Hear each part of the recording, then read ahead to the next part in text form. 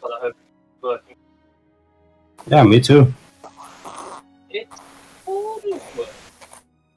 So good evening, ladies and gentlemen. Welcome to another Fumbles watching as I now control my camera having a open. So yeah, welcome to a show of round of participants, and we have a player. Yes, we do. Oh my goodness! Everyone say hi to Rogue Trader. Yes. Hi, Rogue Trader enthusiast. Oh, Hello. Harmony, this was cute. It's like it's like in school. Hello, everybody. Hello. Hello. See, I was Yes. having more of a Simpsons vibe. Hello, everybody. Oh, hi, Dr. Nick. Oh God. Oh, That's no. probably more appropriate for me. Yeah.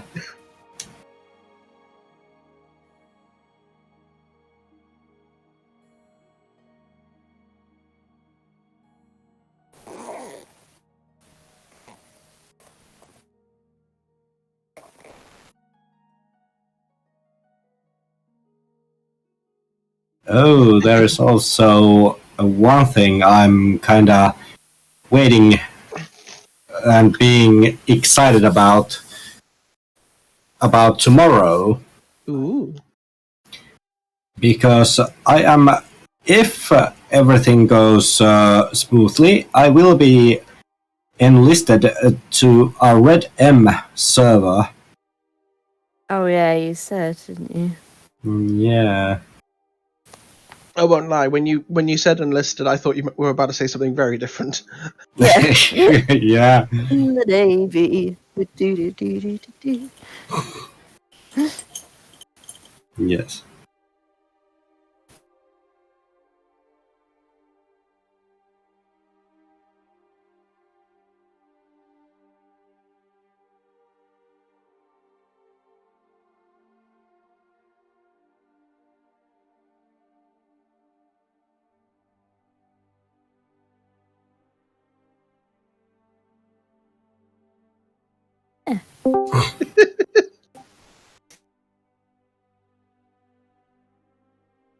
I will be back in 2 seconds. I need to check Alright. if my freezer's shut. Yep. I think I'll just have to keep my camera off for the time being. Alright. Alright. So yeah, as I don't know, Ash is now actually. You could Yes. see my hands. Ooh, stroking Brian's face. Ooh. Yeah. Yeah. Yes. Yes. Haha. Don't know what I can do about it because I don't know how to. Just to ask, if Tash strokes your face, do we get advantage on our rolls? I mean, I could literally leap from the bed and just be like, yeah. Busy streaming at the moment. No, I'm alright, but I'm busy streaming at the moment. Bless her. Oh, bless her cotton sock. Apologies. Yes. The people downstairs were asking if I wanted to. Have you put the metaphorical sock on the door? No, sadly. I do need to put a metaphorical fertilizer at the top of the thing. What's something? Be for streaming. Oh, I'm kind of like imagining like a actual sign made which can be hung on the door. Stream in progress. Yeah. Do not wait, disturb. You can unironically buy one of those on air signs from like radio stations and stuff. That'd be cool. Yeah, that would be cool. That'd be cool. That'd be great. Yes. Right. So it looks like we're resuffering. Ooh, oh my. So, last time, party adventure was from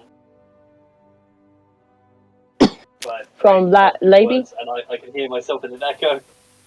I was gonna say I can be banished to another room if you like. We just cool. Or I forgot. No, I can do that.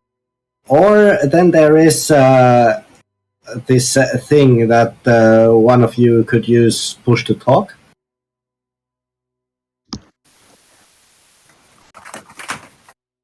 Yeah.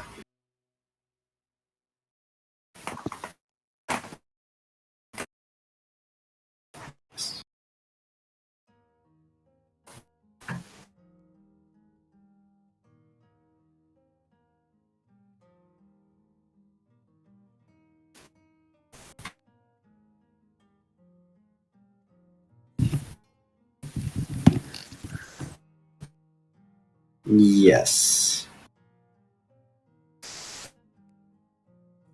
Right, I am back. Stream has no reason to hear nothing.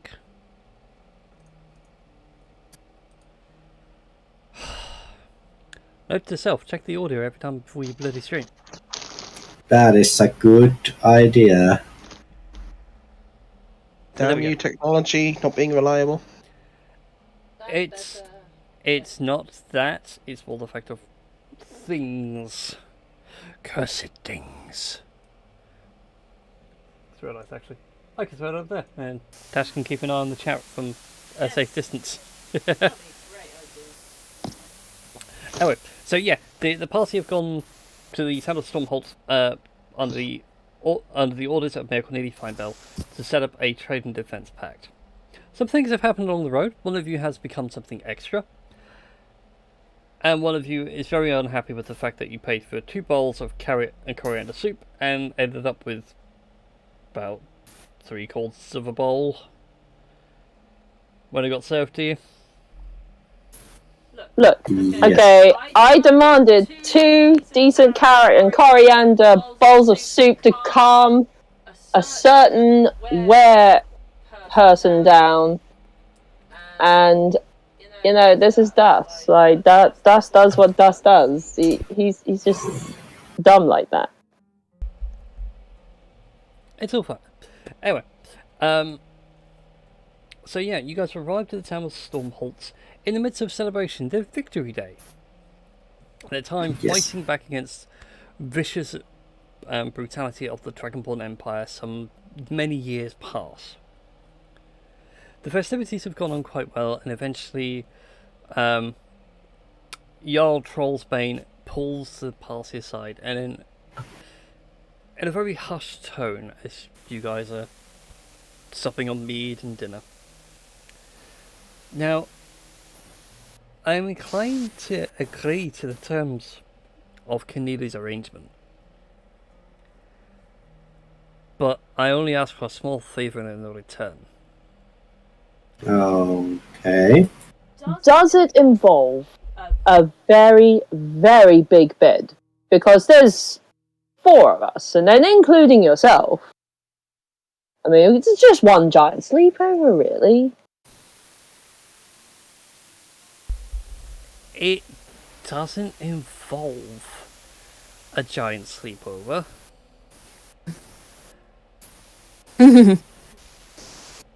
But with enough drink, I may be convinced.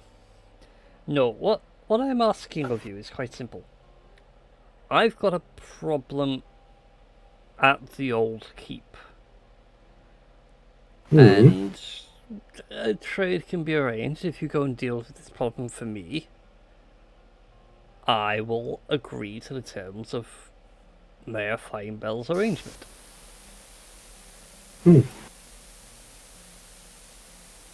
I would greatly appreciate Sounds the too help. simple. It's a simple thing. Go to the fort, clear it out, try not to die.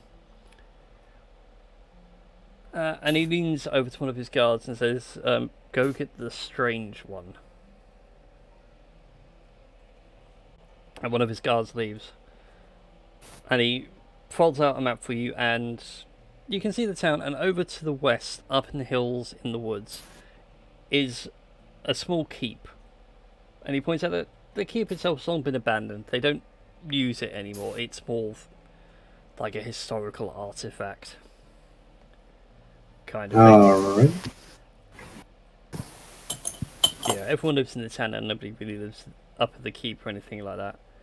And it's just a band of ne'er-do-wells have moved in.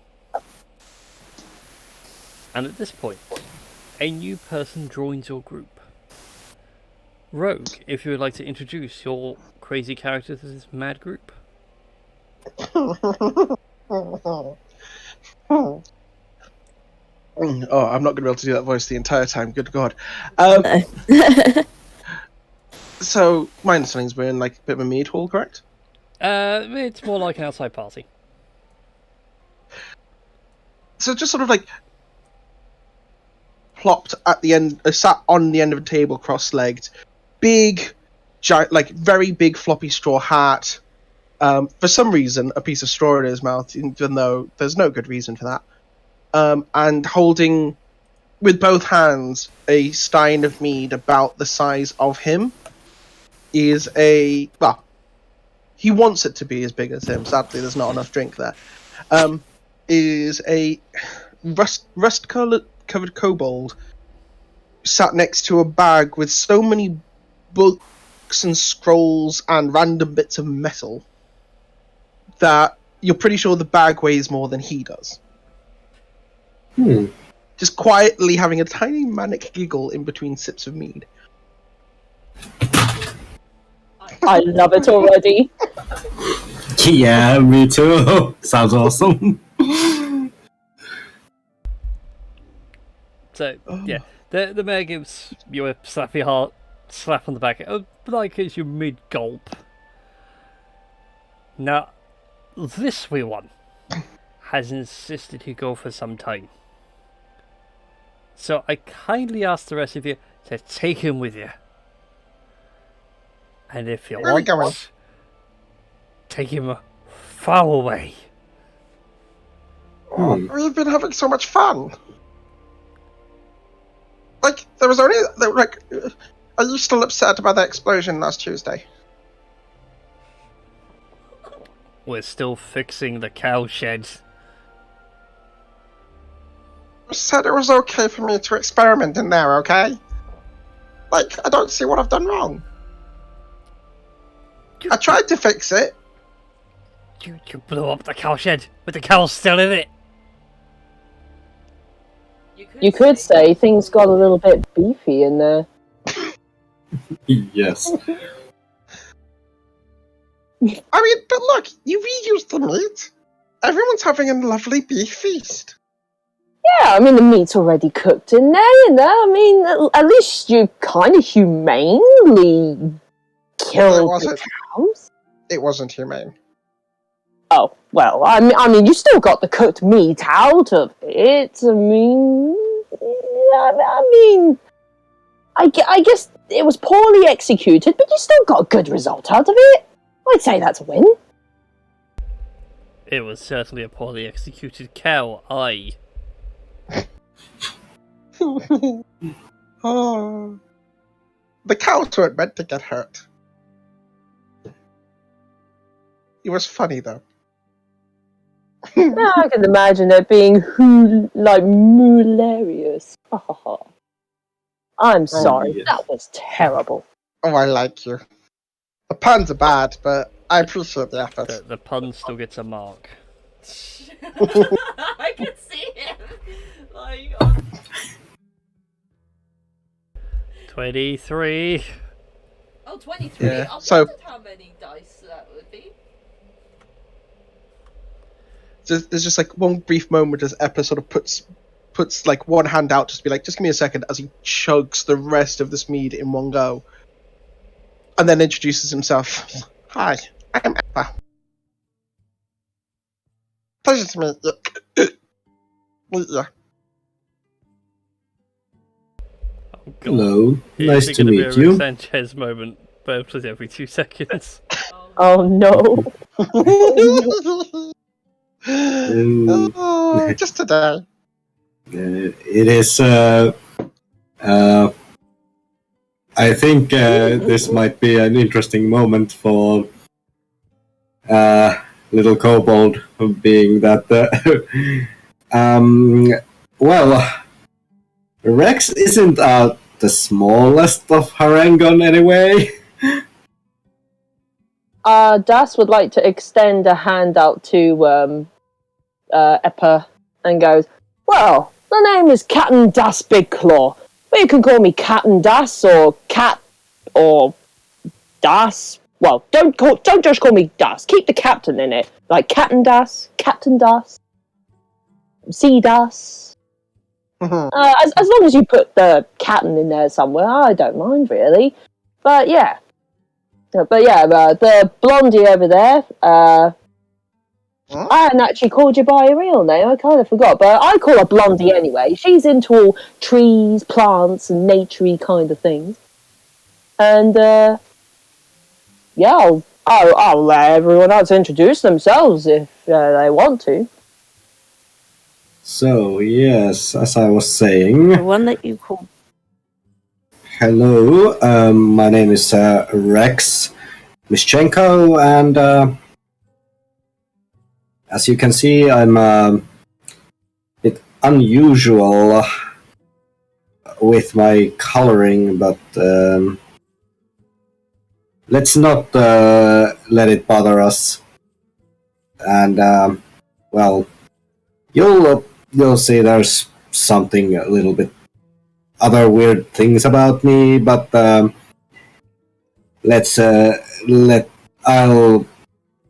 let you see them later. Or And, Just to be clear, I don't actually know what species your character is. Harangon. So Don't know what that is. all you need to know is that we need a huge ton of carrots. When basically, we get to the honey. factory. Yes, I remember now. Wait, why is your coloring weird? What color are you? A violet / purple.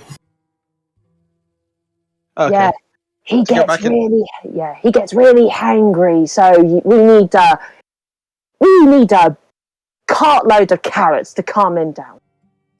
Yeah.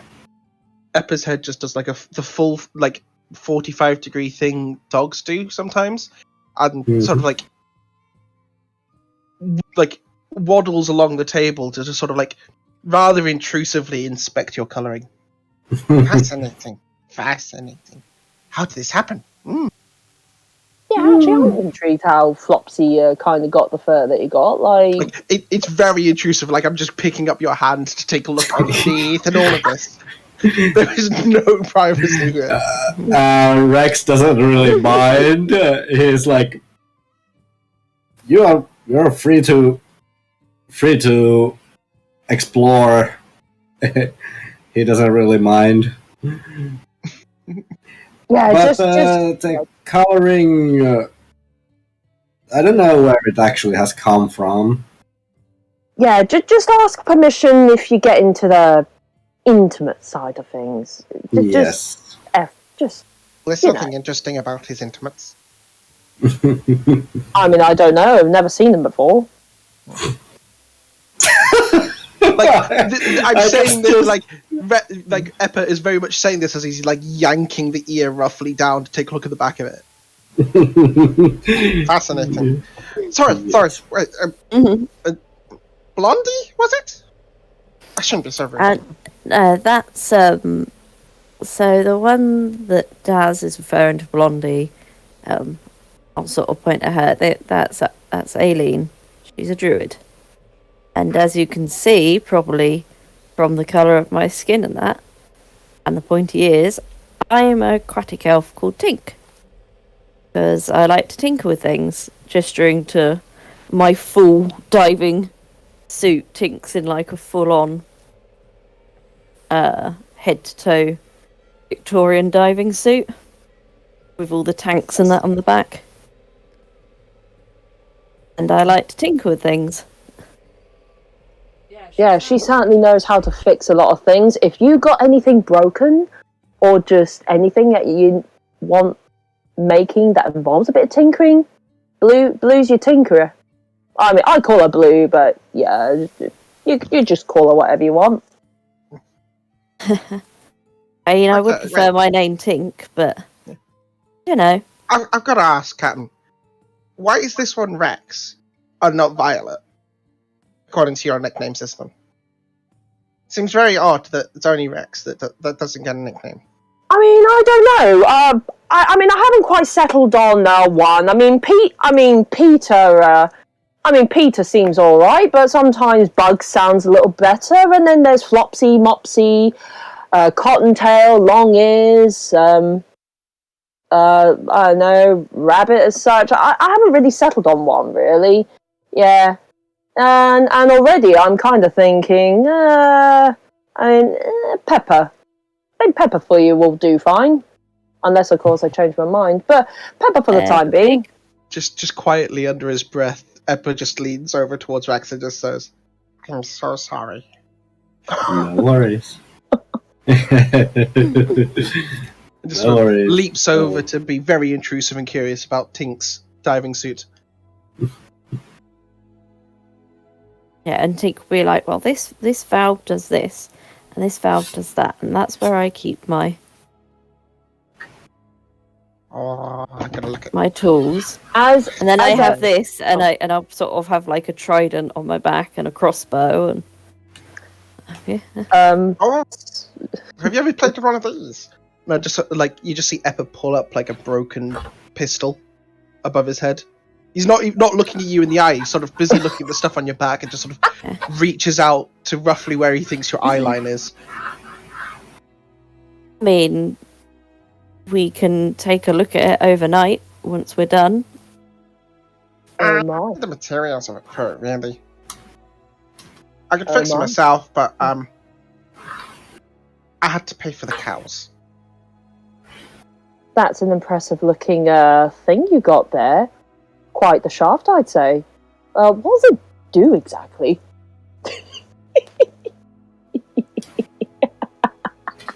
I mean, I don't expect a palm pistol is particularly large, so Mm-hmm. I mean, do you put anything inside there? Does something come out, or? well, it's called a gun. Simple. And well, I use it in combination with my magic. It's very fun. Oh, so I broke it in a bit of a Barney a few months back. That's why I've been here. I've been trying to make the money to get the materials to fix it. It's a whole thing. Well, I'm sure with you gathering the materials and Blue's fixing skills, I'm sure you two would make an incredible team. I'll turn to the dwarf dude and goes, like, my good sir, you have a deal with us taking Pepper with us. I'm sure Pepper will be an excellent addition to the crew. Great, fantastic. Some peace and bloody quiet. Tink, do you think that pun was intentional or just Captain? I think that's kind of how he talks. Oh. But anyway, feel free to head off whenever. And just come back and see me when you're done. Oh. You got it. Looking forward to it. I was gonna say,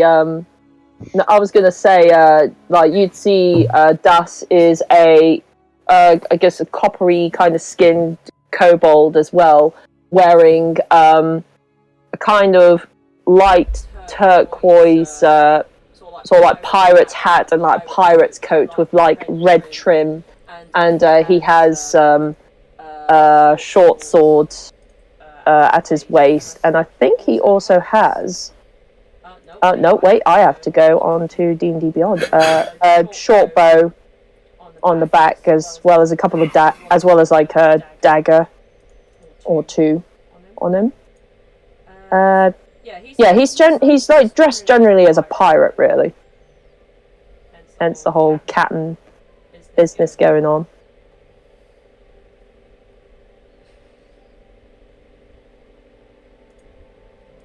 Oh, well, I think you're the character that Eppa is the least intrigued by because you're just another kobold.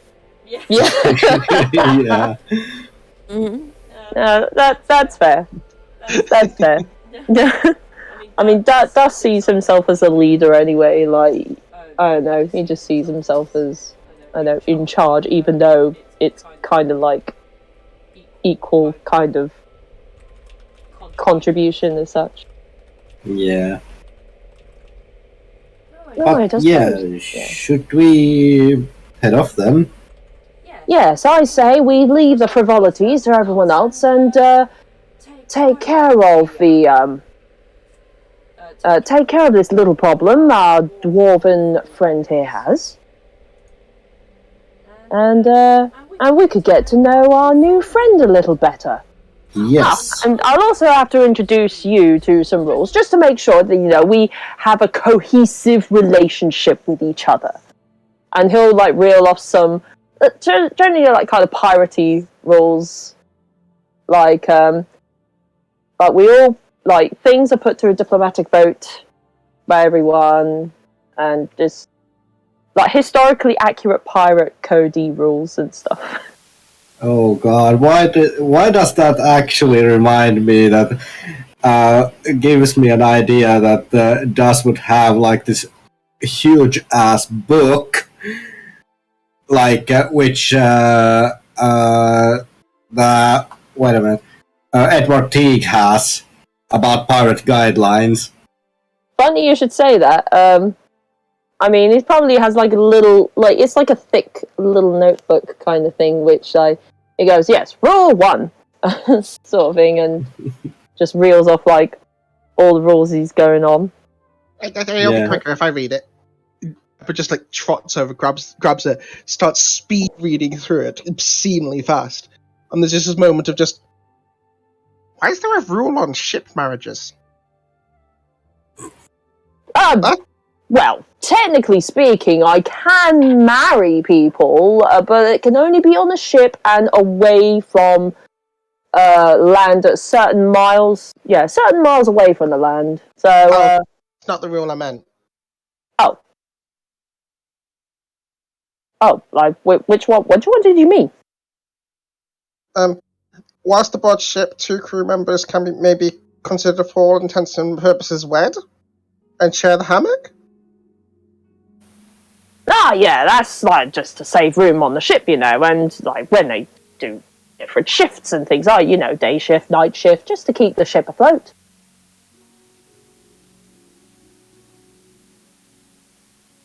Very Me and my quietly siblings close the shared book a and hammock. just pass that over. Anyway, where are we going?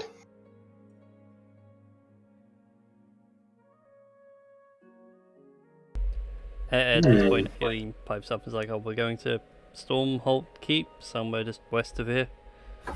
Yeah, I think that is the best to head off to. Oh, that's good. Do you have a cart? Actually, did we have a card? I don't remember. I don't think we did. No, wait, did we have a card? I swear we had a card. We did at one point because Aileen turned into a horse and Yeah. pulled it, but I think that was for one of our jobs. I don't think we have the cart anymore. I think that's true. But all this time from here to Stormhold Keep can be spent by serenading you all with by sea shanties, and he'll just start belting out some of these sea shanties on a bit of a travelling montage. Yes. Oh, no. Dash, go ahead and roll for me, please, a performance check.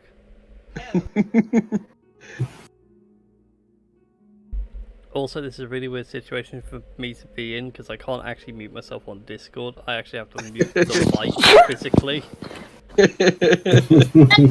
Pardon me. Bless you. Let me check D&D. It's rolling something. It's just very, very slow. Also, Brian, if you can unplug my thing.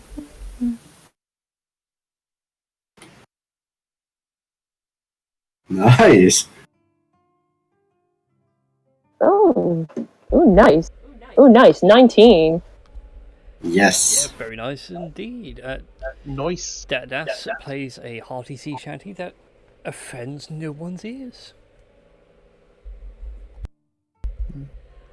I was part of me was like hoping it would be terrible, so it would just be like, and I just really out of tune. But no, like when it comes to sea shanties, he's taken it very seriously throughout the whole like traveling shenanigans and things. He's rolled very good performance checks for them. So, just because I need someone who's big and strong. Rax. Yes. Do you mind just coming with me? I need to get my bags and a chest, and I can't carry both at the same time. Sure. I'll help you. Thank you. Just sort of whisk him to whatever random corner the Jarl's been stashing me. Come back or go to wherever we're heading, and just sort of as we wander past, grab like an untouched stein of mead and just bring that with me. All right. All right. Well. Yeah. So you make your way westward, going up through a small wooded trail, which is marked for you on the map as point 4. And eventually it snakes its way through into the hills, and you come across Stormholt Keep. It's only about a 30-minute walk away from town. From the outside, the keep itself lies quiet. The occasional cawing of crows overhead seems to indicate that if someone is here, they're just leaving their rubbish lying around, and carrion is coming to feed on carrion. But those of you with a reasonably higher than average perception, you notice cook fires gently wafting up, and the sounds of singing, gentle, deep reverberations. Eppa, you've heard these songs. These aren't goblin songs, these are dwarvish songs. Ooh. But anybody that wants saying? anybody that wants to, go ahead and make a perception check for me.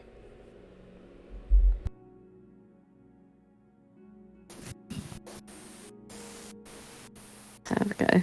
I rolled it in the wrong thing. Is I should roll it is in the this right to thing. hear things? To hear and No. might as well you're one five. I was confused. Yes, I'm a bad diabetic. 6! Das is just belting out his like sea shanties like, yeah! Yeah. Doesn't pay attention enough. Only, I paid only reload, Das I will could do be it. Yeah. miles away. Cool. I have a 13. I just rolled it in the wrong thing. I'm getting to mine. 14.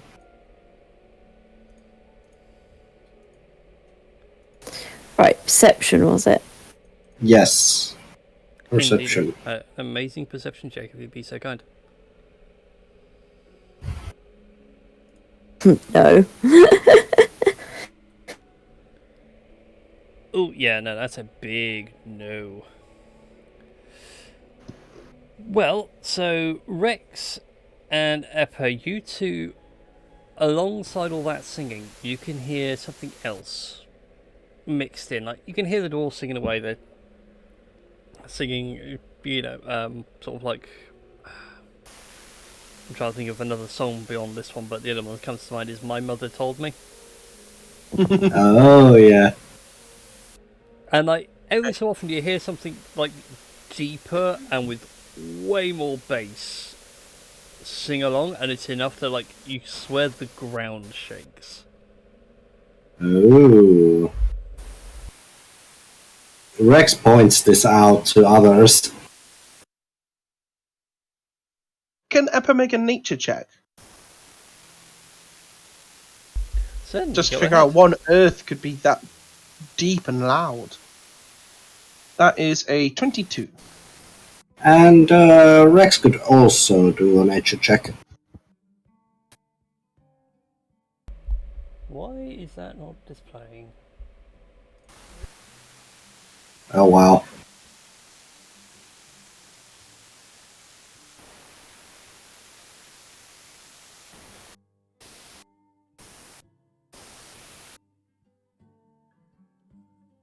For some reason now, the stream has stopped displaying the D&D Beyond game log, which is annoying. Interesting. Yeah, but anyways, a solid nature check there on 22. You do indeed have an idea what it might be. If it's what you think it is, this is worse than you thought. The only thing that you think of off the top of your head that could be that loud, that bassy, would have to be a giant. Oh no. I'm in trouble. I'm in danger. What do you mean you're yeah. in trouble? Did you just lead us to our own deaths without even thinking about it? I mean, to be fair, we kind of walk into death all the time. That is actually true. Now it's some sort of giant singing with the dwarves. Pardon me. Did you just say a giant singing with dwarves? Yeah? Well, all the more reason to go in and have some fun then, isn't it? Yes. I've never met a giant before. Yeah, I met a giant crab. Damn that crab. They tried stealing my hat. And also, didn't it cost you some sort of a little fine in the city? Technically speaking, I broke no rules, and I wasn't aware of such rules. That was just some silly rule, which, I don't know, somebody just put in there because they hate people who actually tried to earn a living. Well, true.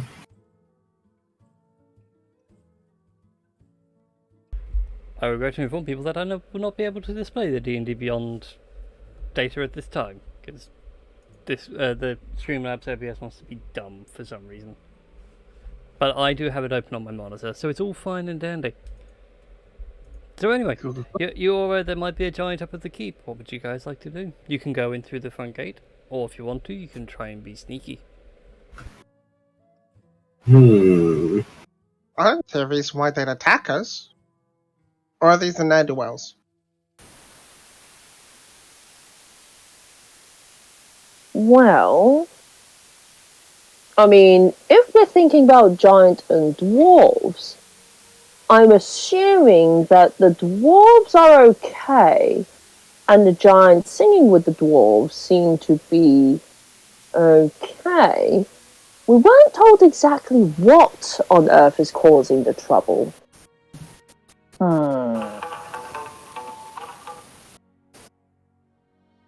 Right. And then all of a sudden, Dust just breaks into his council of one kind of discussion. Is like, so I mean, if the dwarves and the giant were, but hold on, what if the dwarves and the giant were the cause of all the trouble going on? What do you mean the dwarves and the giant are the cause of all the trouble going wrong and that? Well, I mean, think about it. What if hear us out here. What if some dwarves are bad?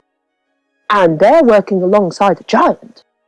And they're, causing all this trouble for no reason. We don't even know what we're facing against. Everyone else just sees Das, just kind of talking to himself as if he's just having this little meeting. Yeah. In his brain, he's walking around a cabin, like a ship. Yeah, and thinking, in Pirates of the Caribbean, where it's the ship's going down, but he's still walking around. Yes, he's still walking around, sort of finger and thumb, like hand under chin sort of thing, and being all pensive and that. And it's like turning to face the other whenever it's like the other council member talking, and it's just like to and from. It's just really strange to everyone else to watch this one guy just have this in-depth conversation with himself. Yes. I won't lie. I have these sort of conversations myself all the time, but I don't change position. That's weird. Do they need help? Are they getting help? Is there anyone who could help? What is therapy like in this region? Is anyone qualified? Oh no. I've heard therapy something you can eat. Oh no. Oh no. There's another one. That was not a pun. I'm sorry. That was not a pun. It's just something that Dust says in character. What are you making that mark for? That was not a pun. A therapy is something you can eat.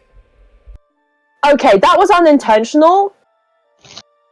That was very unintentional, and I should be. And you know what? I am a lot more proud for that. I don't care that you're marking this down. I'm really proud of that.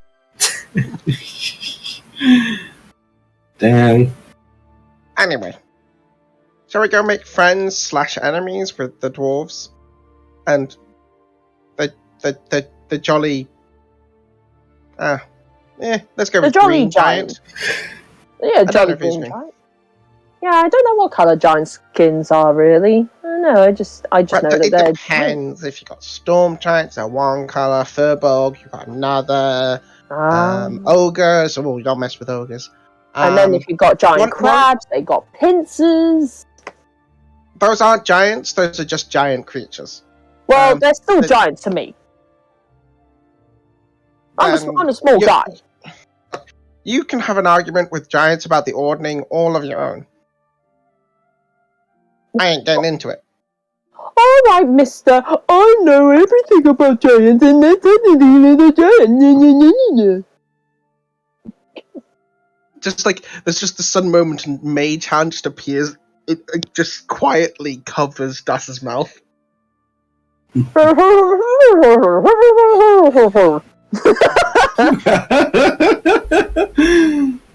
Aileen just gives you like 1,000-yard stares, like, if that would ever work, I would need to learn how to do that. Oh. Actually, come on, Aileen. Work. Come on, Eileen. Come on, Eileen. I can see Brian face palming. You can see it in real time now. Oh, it's beautiful. The pain. Yes.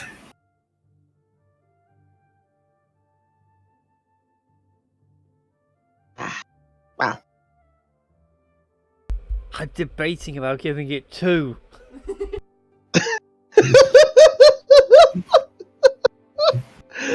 Oh dear, oh dear. Anyway, as you guys approach the front gates, you can see out just a ways beyond, behind an old metal portcullis, long since rusted with age, a couple of grey-skinned, white-haired Duragar dwarves sat up against either side of their respective posts, smacking steins together and carrying on the verses of My Mother Told Me. And as you approach, one turns, and in full dwarvish, "Who are you and what the heck do you want?" In full dwarvish, I return. Just, oh, I just wanted to join in the song. It sounded very good. My mother told me. How many? This is a fair question. How many of our party actually speak Dwarvish? I do not. I I don't think so, anyways. I also do speak Dwarvish. Ah. I mean, I do not. So I'm turning to Eppa like, you speak Dwarvish? When did you know that? There's a lot of very good engineering manuals that are only printed in Dwarvish. Like, the ones in common are good to sort of, like, get yourself going, but if you really want to look at some of the more complicated stuff, you've got to look at the original Dwarvish. There you go. Huh. Only took a few weeks. Well, there you go, Anyway. Tink. That might be something for you. Oh, sorry. So, can we join in your singing? I'd rather you didn't. Oh. Why? Because it's private property. Get out. What if we do such a good...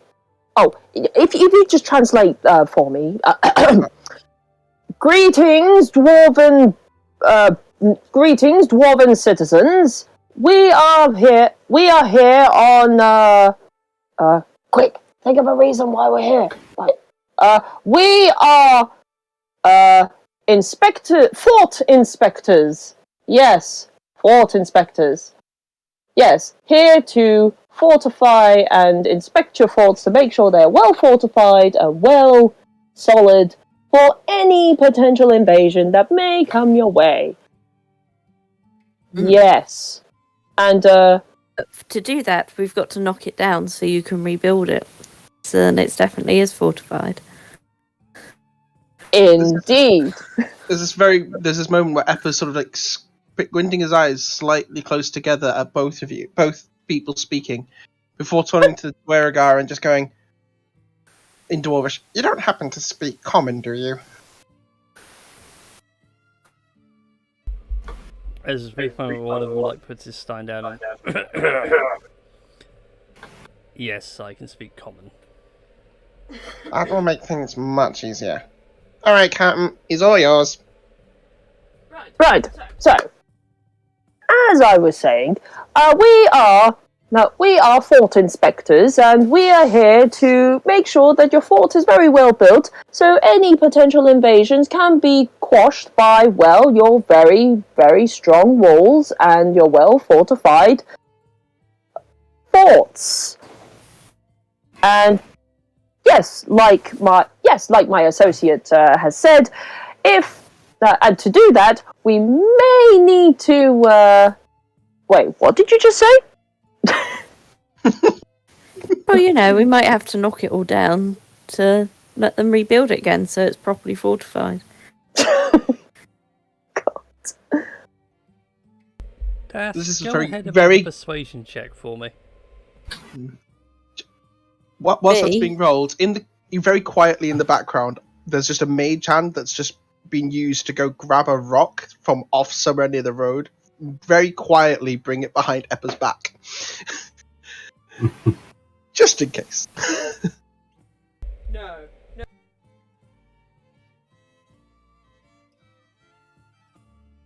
Do you need me to make a persuasion? Or Daz? Yeah, go ahead, Tim. Go ahead and roll me a persuasion as well. Since you're both going for this idea. Bearing in mind, Das has a +0 modifier to his charisma. Yeah.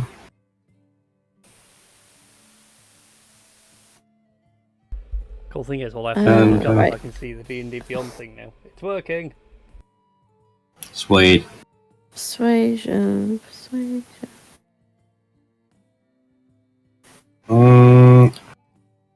Yeah, that's nothing. Yeah, I think Rex tries to help people with some persuasions. Because it didn't show up on roll 20. Christy rolled 2. Alrighty. Yes. That's great.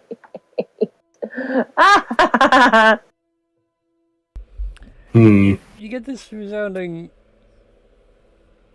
like, full-on spit to the ground And then several more, and they feel insulted that you guys think their fort was not well fortified. The one that hasn't been speaking this pipes up and it's like, no, it's fine, we can try this. We bet you 50 gold coins that you cannot sneak in here past us. Oh, I'll take that bet. Yeah. Yeah, I'll take that too. Make it 100 and you got a deal. 200? Yes, 200 gold pieces. 200 gold pieces says that we can sneak into your fort unnoticed.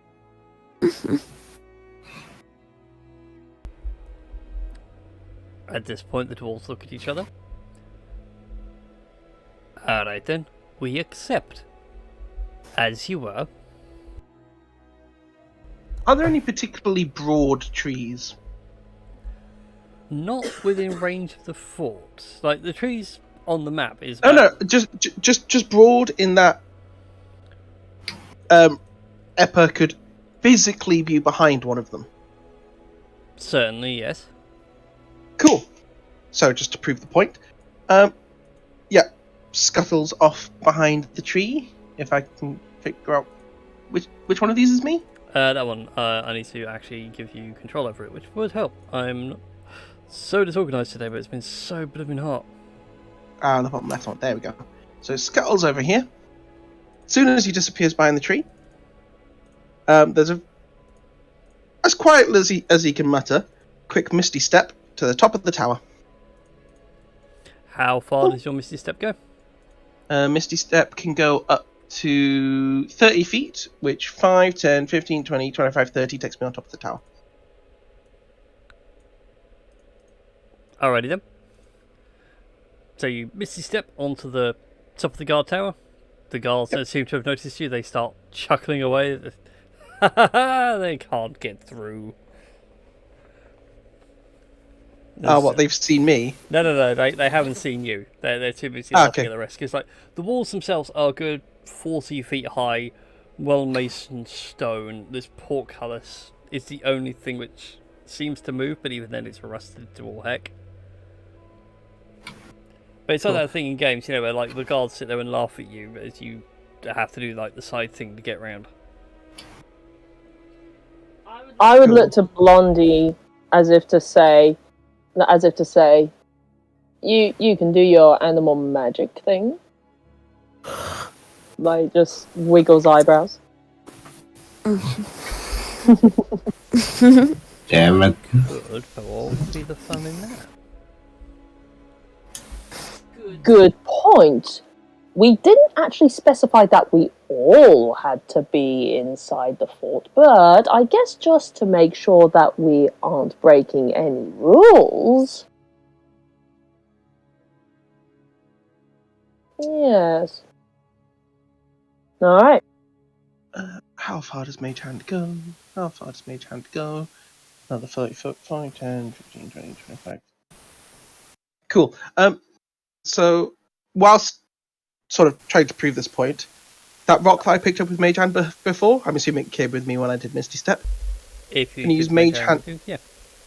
I'm going to use Mage Hand again to move the rock well over the head of these dwarves, drop it down to ground level, and just tap on the tower on the far side. Just tap a couple of times with the rock. To which the dwarf on this side. What the? It's a floating rock. Rocks aren't meant to float unless they're flying. And like goes to grab the rock and feels the resistance. Like it.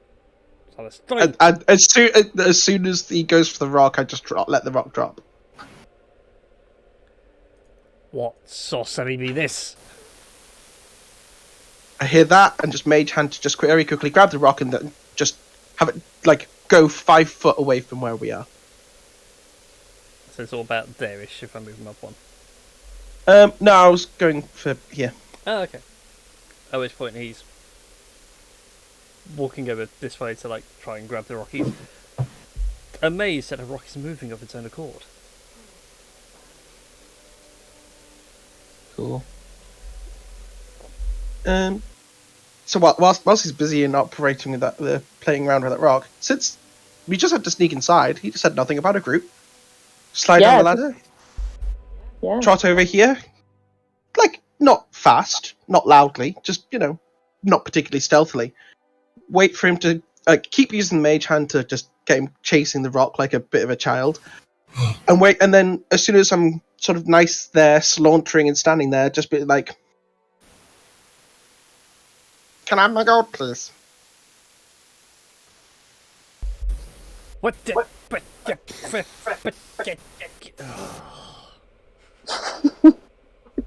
Gold.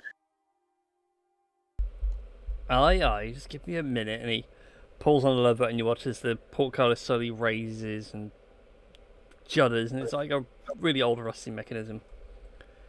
At which point, he instructs you all to come inside. All the gold's kept inside the keep. You've earned it. You snuck past them fair and square, I suppose. Hooray! Thank you. Just sort of like I stand there waiting with my tiny little talent hand out, waiting for the bag of gold to make its way into my hand. Yeah, I'll make sure the dwarf gives the gold and things, just to make sure he does get the 200 gold pieces that we made the deal on. Ha ha ha. Yeah, and it's at this point the doors swing open as this dwarf pushes through. And you do see now the source of the big, deep, bassy baritone singing. It is in fact a hill giant that has decided that this keep is now its house and has such gotten as much rubber as it can to make a makeshift throne. And it's So, like in a never-ending story. kind of, yes. But it's not a bike. Yeah. But also strewn before him are the signs of what look like previous adventurers have come to face this giant. There are shattered shields, weapons, some are covered in blood. The Duragar that leads you in gives a respectful bow. Bow. And then goes, may I present his lordship, King Barry. Hmm. King, you say? I'm a king. Wow. Your Majesty? Does sort of a very koboldy, does the full one leg behind, one arm out, deep bow from the doorway. Pleasure to see you, your Majesty. I was going to say, are we allowed inside the room? I mean, yeah, I was going to say, I'll walk in the room. And V goes, King Barry. King Barry. Well, it's quite an honour to meet a royal sir such as yourself. The name's Cuttin Das Big Claw. It's an honour to make your acquaintance. I guess I do more or less a similar bow, but with both feet together and just bow. Yeah. At which point this giant sits there and has been singing away, not even listening to you guys, but not even listening to the Duragar.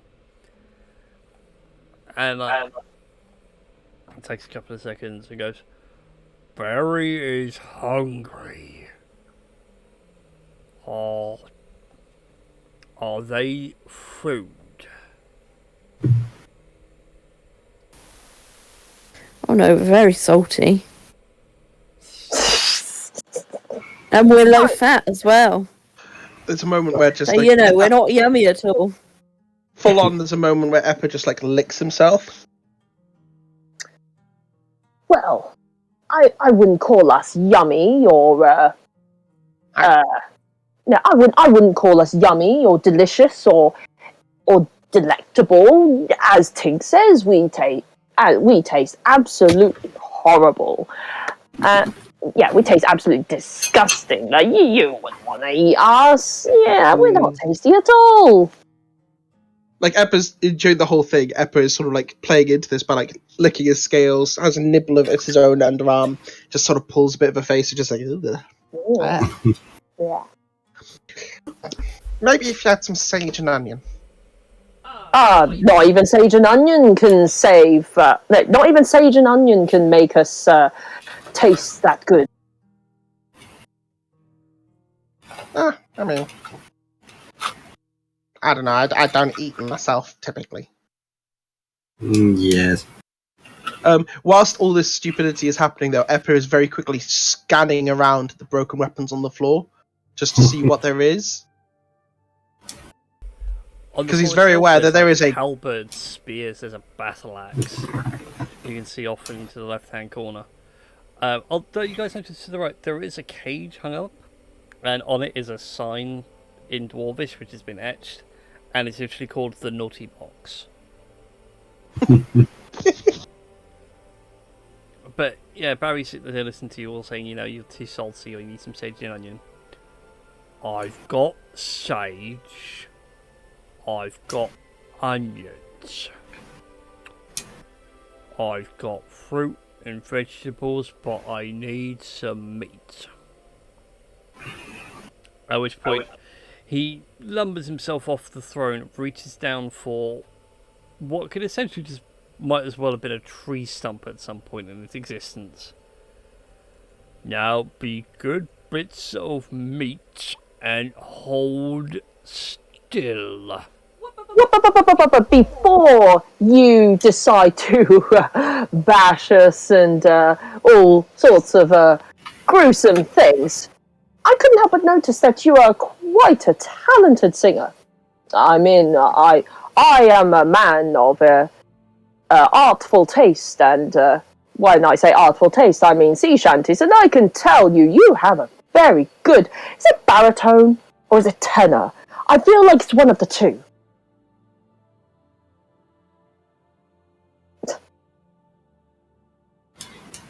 You're right there. Please sidle out of the way of the hill What giant. is baritone and tenor?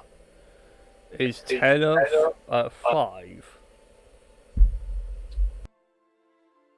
They're more vocal ranges, but that's besides the point. I believe that maybe we could come to a bit of a compromise. If, well, like, seeing as I don't think any of us would like to become meat as such, why don't we have a little bit of a contest? A bit of a musical contest, you might say. Like, we'll have a bit of a sing-song, and like we get to choose one song each, like all of our choices, and whoever has the best singing voice wins. So, if we win, guys, what do we win if we win? Apart from staying alive and not being meat. This is just a quick moment as message is cast. So, for all I expect Captain thinks, this is another voice in their head. They leave and don't eat us. And that's all. If I win, my guys get to eat. If you win, my guys get to kill you. Now, see, here's where I think we should compromise a little more. I had a wonderful suggestion by one of my companions, so if you win, we will sadly and reluctantly become the meat in your potentially not so delicious stew. However, if we win, then you must leave this fort and become king elsewhere. No ifs, ands, or buts. you must leave with the rest of your other subjects, and be a king somewhere else.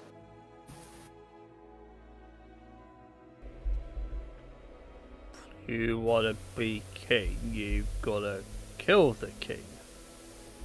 Oh no, I never said we wanted to kill you or kill the king. I'm just saying that if we win... And Tink just asked, why can't you be king of your own mountain?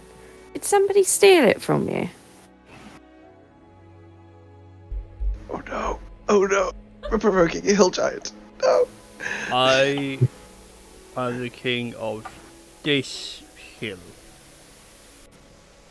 I tell you And what. the fort was built on it. No, the dwarves built the fort. And you can see him trying to count, and there's this.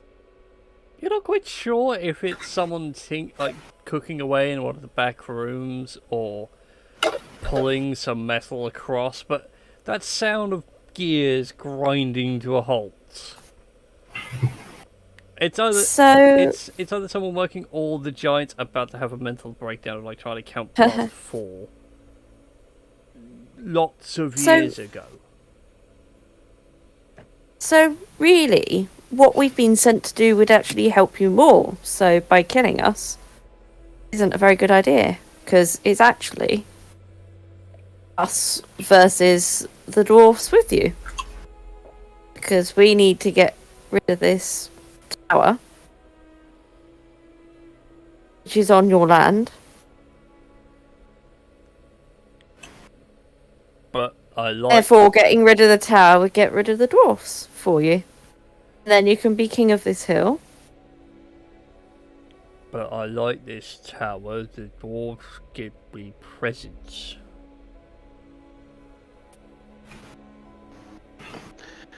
Just whilst this conversation is going on, Eppa is very quietly casting mending on as many of the weapons that are on the floor as possible. Just as subtly as he can, whilst everyone else is staring at this giant having a mental breakdown / debate about whether or not to eat us or kill us. Go ahead and make a stealth check just to see how quietly you can cast mending as you go. Oh my god, 19! Ooh, nice! The giant is full on distracted. Meanwhile, the dwarf that introduced you is just gonna go, and I'm gonna quietly see myself outside. He's probably gonna go grab a sandwich, because by the time he's done, this might be over. So yeah, you managed to grab a hold of a couple of things. You haven't got much. It's a couple of daggers and a few arrows. The main thing I'm aiming for is that halberd, making sure that's intact. There's nothing else that's worth repairing in here. Yeah, but the dwarves bring me presents. They bring me meat. They bring me shinies. And they brought you, which is meat. Technically speaking, they didn't really bring us as meat. More of the case of... Ooh, how do I put it? Hang on, I'll be right back. Yes, Ben? Okay. Yeah, more of a case of, What is it, Ben? well, you see, upon sight of inspecting this fort, we can clearly see there is some instability within the brickwork, and it's getting a little worn and old, and quite unsafe to be in. I mean, the last thing you want is a whole roof to fall on top of your head. I mean, would you want to die underneath a pile of stone that could have easily been a little more stable, had a little bit more love and care been put into it? I very much doubt that. He just looks up and points up, and you see where there would be a wonderful gabled ceiling to this hall is now gone. He's like, but I made improvement. I made skylight. Yes, but did you do it without injury? That is the thing. I mean, there's a difference between making a skylight and coming out of it alive and making a skylight and having a little bit of a brain damage. Is you calling me brain damaged? Oh no, I never implied the sort. I mean, being as wise of a king that you are, and a very benevolent king as such, we figured that a king should not put himself in such a dangerous situation with rocks potentially coming down and, well, killing the king. I mean, that would be such a tragedy if a wonderful king such as yourself would have perished to such a preventable tragedy. I know it mean also that somebody would take over from you. That's unless you have any children, that would be very sad. Yes, I mean, you wouldn't want anyone else taking over your job as a king now, nor would you?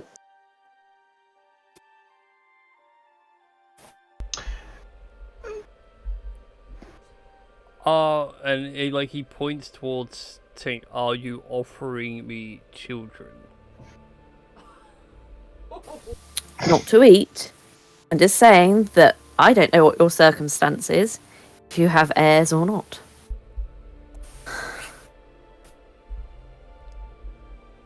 Oh, okay. I was thinking something else.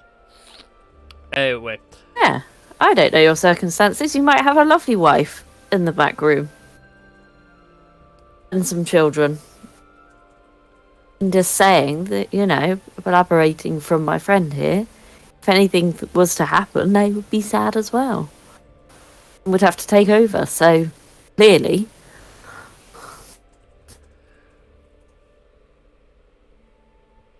Well, I have no children as such.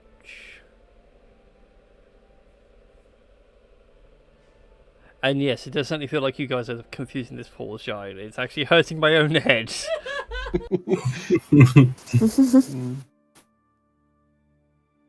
I've spent too long in the mind of a giant. Can we just try, feeding him some eggs, in Return to Oz, and dissolve him?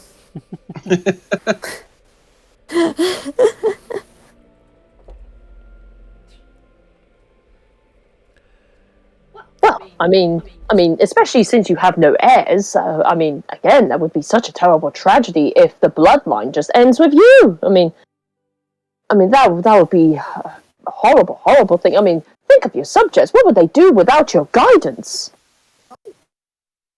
That is a really good point. You're obviously a very clever king to have kept this place going.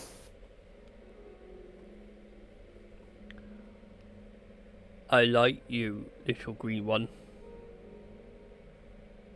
I is a smart king, is how I am king. Yes. And for the little chatty one, I will make you my jester. I, however, would like some rabbit stew. Well, here's the thing.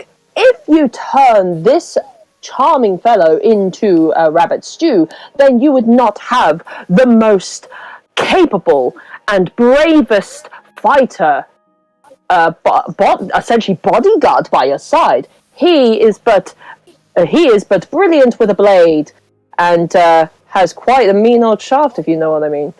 And yes, he can kill a whole direwolf with one swing of his blade. I've seen it, and it's just amazing how the blood sprayed everywhere. He's just being over dramatic with it now. Is it easy launching into Aladdin? Prince Ali. Prince Ali. I was going to say, at this point, I'm going to need a persuasion check on that one. Read that. Yes, Rex Shenko is a warrior of caliber, and he can chop and slice and dice enemies. It's a persuasion, you say? Yeah. Yes. Okay. He's definitely one of a kind. I don't know what the fuck is me saying it. 15!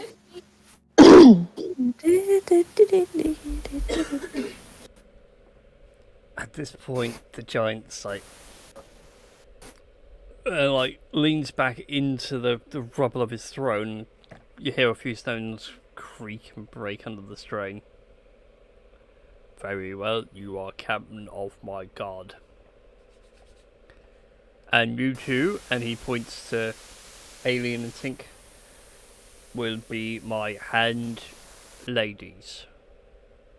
Yes.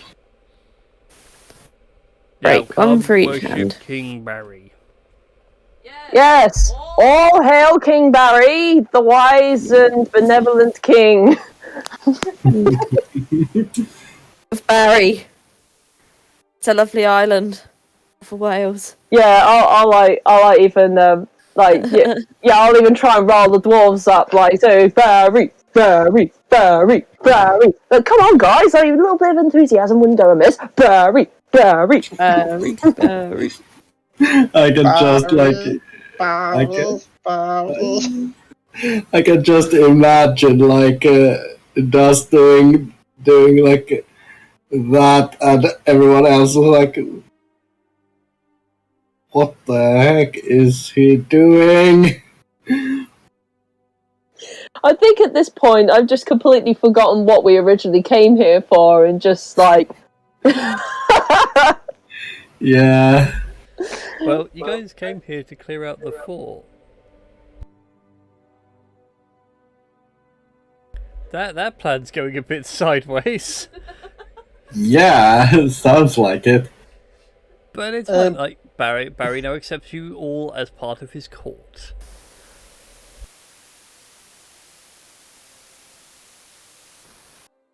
But he does want food, and rather sharpish. You hear a deep grumble, and you realise that Barry isn't kidding. He's hungry.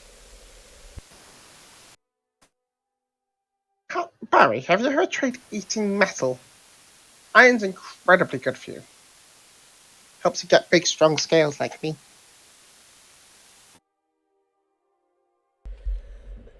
I tried eating metal. It broke teeth. Oh, He shows you the inside of his mouth, like you can see. It's the worst dental work you've ever seen. If it was a dentist, he'd be like, "Oh, I'm having a field day with this." Give me 1 second, and may I? Sort of walks over, gestures to sort of whether or not I could climb up to his mouth.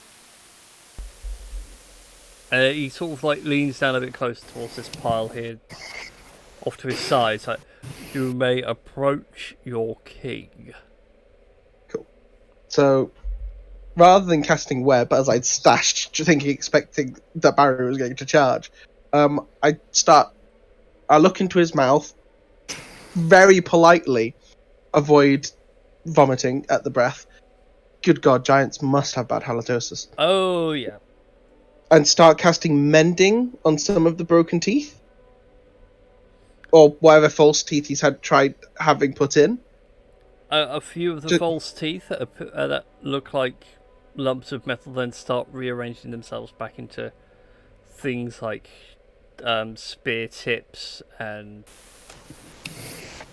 the sort of metal bindings on bucklers and things like that. Cool. In between like 2 bits of casting and mending, because this will take a few minutes, there's just a message to Rex, because Rex is the biggest and scariest person, I think. There's a halberd on the floor. He's distracted. Dab him. Yes.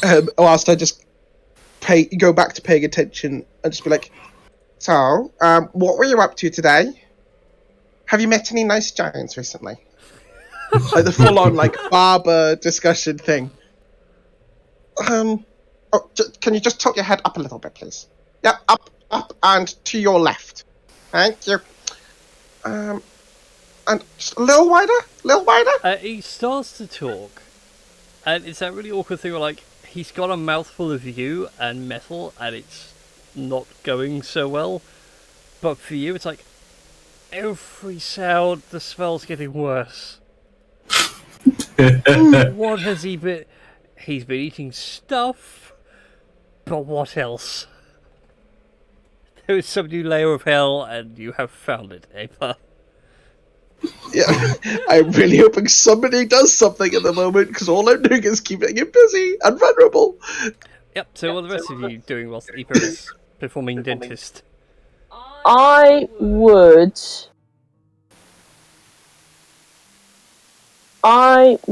somehow try to gesture to Tink and Aileen to maybe somehow distract the two dwarves outside.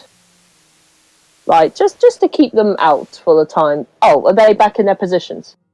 Yeah, they would have gone back to their post by now. In that case, then, I would like for them to shut the door. Lock it up. Talking of shutting doors, I have a cat meowing outside mine. Oh, come on. Aw, kitty. Come on, Bob. Kitty. Yes. Not. Why do you Wait. walk in and onto the pile of clothes? Yeah, so once Tink gets inside the, room sort of thing, Bob. I will also like to go up to this door as well. But I would like to make sure that the doors are securely locked or something like that, just to make sure that no one else is going to come in and disturb our royal appointment. As yes. you're saying. Yes, for security reasons, just to make sure the king is happy and all that jazz. Mm, You do your check. So- The doors seem secure. Yes, so, but I would is like to there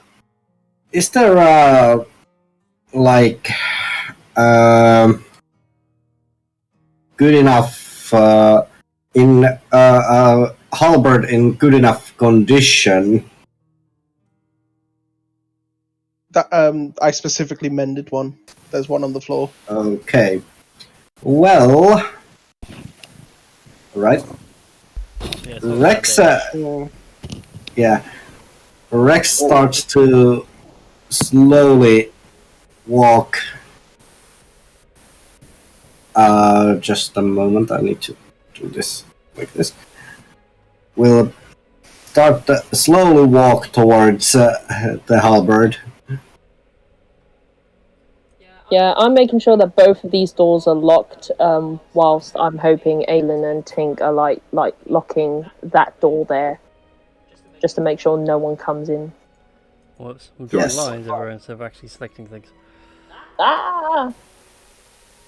Well, Aileen will usher Tink in, and the two of them close the doors, and Aileen uses a bit of druidcraft to just grow some roots up that will hold the door in place.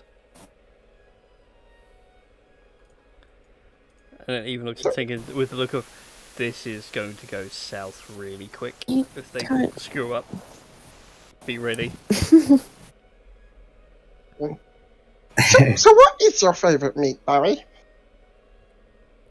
What fantastic morsel has done this work to your teeth?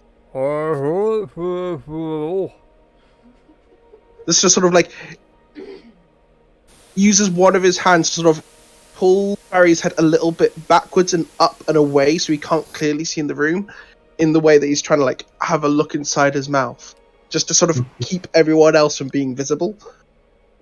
Wait, have you got some roast pig stuck in your mouth? 1 minute. Sticks his left arm in and just sort of reaches for something in there to rip it out. No, just... This is a trust exercise. Sorry, this is a trust exercise, Barry. This might hurt a little bit, but hopefully it'll help in the long term. And just try and reach for something that's inside his mouth, sort of just dislodge it to continue this sort of Well, it's not really a charade because I'm sort of am doing dentist work, but there's distraction. It's just pull loose something. As everyone's doing their thing, you do pull loose something. Oh no! What have I You're pulled not loose? quite sure what you've yanked out. We'll get to that in a second. Rex. Rex, You make your way slowly over and find the halberd. Rex picks it up and gets ready to engage the giant. Alright then. Barry screams out in pain. Oh, I'm sorry. Pull my arm out very quickly whilst apologising.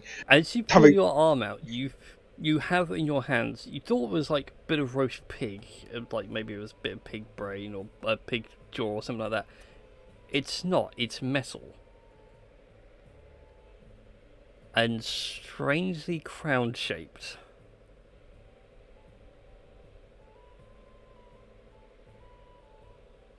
Which is kind of worrying. Yes. Barry, who was the old king? Some dumb dwarf. Oh, well, that's a shame. Poor dwarf. Just toss the metal over my shoulder. Did you just pull a Tedak? Like, did a giant just pull a Tedak? Yes, it sounds like it. We'll explain everything later, Rogue. Don't worry. Thank you. Because I was going to ask. Okay. So- Give me 1 second. I'll just keep making a bit of a look, make a performance looking in, make sure you can't really see around the room, have a glance around to see where everyone's positioned, to see if everyone's ready. At this point as well, it's like unconsciously drooling himself. He's like, my jaw hurts. I'm sorry, I didn't mean to hurt you. It's just, it'll be better in the long run, because I'm sure you must be hurting constantly.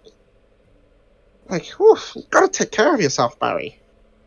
I mean, oof. No, jaw just hurts to hurt Barry.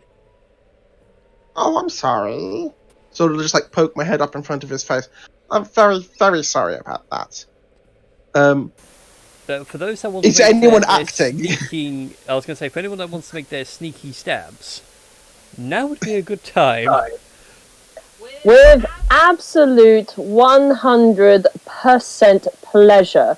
Would this be with advantage? Is the Pope a man? I mean, I could go on a very feminist rant, but I'm not. But so I'm going to take that as a theoretical yes. It was a yes. It wasn't meant to be spirited in any way, shape, or form.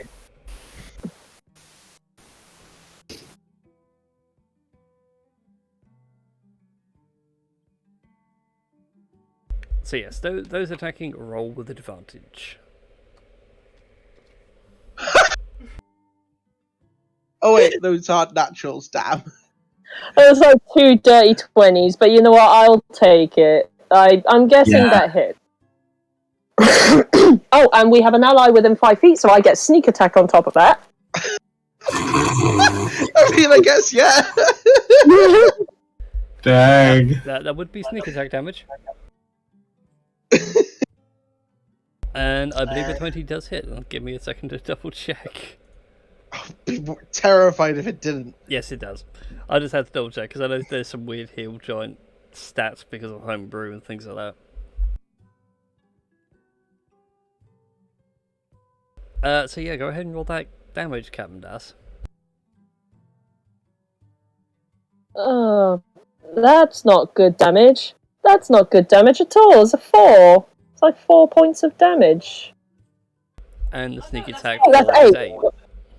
Oh, I mean, it's still not very good damage. I know, it's absolutely terrible.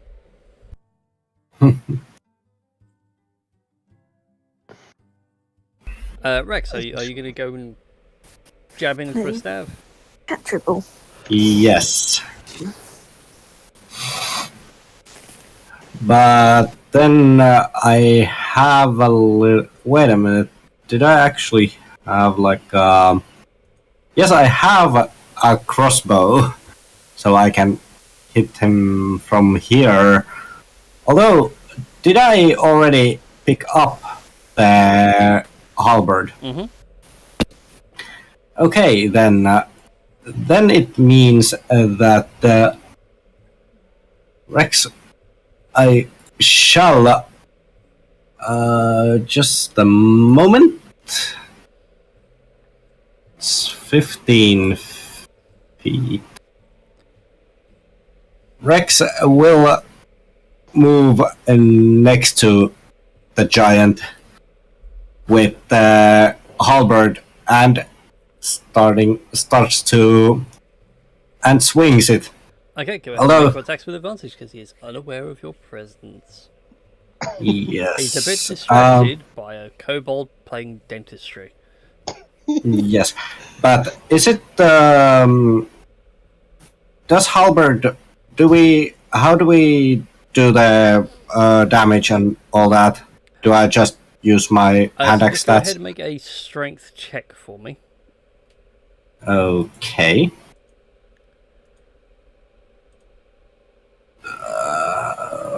Whoops, didn't want to do that. I was going to say, I think a halberd would have reach, wouldn't it? It would, yes, but I just need to access someone's character shooting me jigs. Oof. Not the best rolls. Not the No. best rolls, no. No. Are you proficient? Yes, you would be proficient. So you do hit just. Yeah. Go ahead and roll some damage, but I just need to remember how much a halberd actually does. It's been a while. Yes, it has. Where would you be? In equipment. 1d10. Oh, there we go. Yeah, so go ahead. Okay. Roll me a d10 plus your strength. 1d10 plus 2.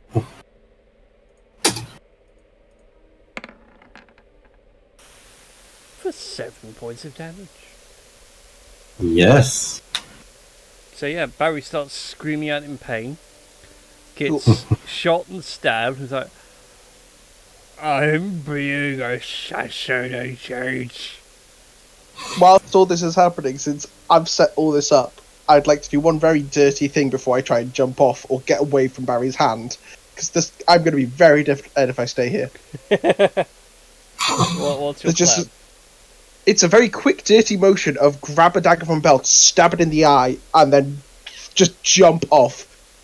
No grace. I'm fine with landing flat on my back. I just do not want to be in arm's reach of a hill giant that's just been stabbed. Go for it. Make an attack roll on advantage with the dagger, and then make an athletics check for your jump. Cool. Equipment. Dagger.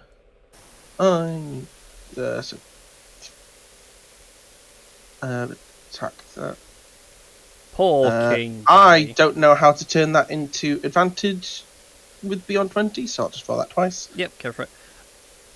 So that's a 13 to hit with the dagger. That's a hit. Go ahead and roll the damage. If it helps on roll 20, you can just click on the dagger, and it will roll the damage for you. There we go. 1 damage, hopefully in the What? eye. And then the... You said... Did you say athletics or acrobatics? An athletics. Same roll either way.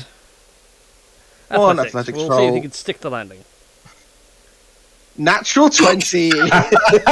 Ooh, cool. Yeah. Full on Mhm. dive over... if you don't mind, I'll just dive straight over Rex. So Rex is between me and the very angry hill giant. Yeah, so like you're gonna stab him in the eye, but you like catch him in like a very fatty bit under the eye, Dang. and it's still Wow, wow. it's still close enough. But as you like jump off, you do leave like a nice deep long groove along the side of his face, and you manage to get over Rex, out of grabbing range, and somewhere off in the distance, you swear there is a man in red and black pajamas going, "Oh, look at that beautiful superhero landing! Shouldn't do that. It's really bad for your knees." God dang. I have to get I'm it only somewhere. 13, I'm flexible. You'll bounce back. Alright then, I'm going to need everybody please to roll me some initiatives. Because Barry Yeah. is in pain. Wow. Oh, my dice are all over the place today. From top of the After all pile that to the talking bottom of the to him. pile.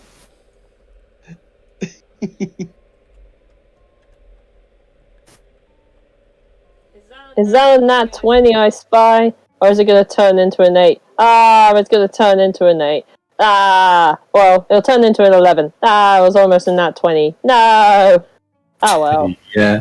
I'm sad. So sad. Alright, how the hell does that ability work? Well, Barry's not doing too bad. I want to know is why does this cat smell of cough medicine? I Why don't does- know. Sorry. Why does Fine. cat smell of cough medicine? Yeah. Why do you smell of cough medicine, Bob?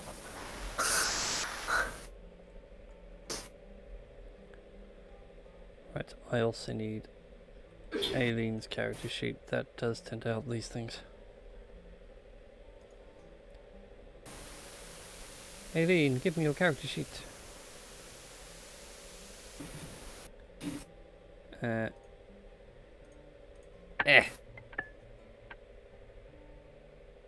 Way to go, Aileen. Way to go. Way to go.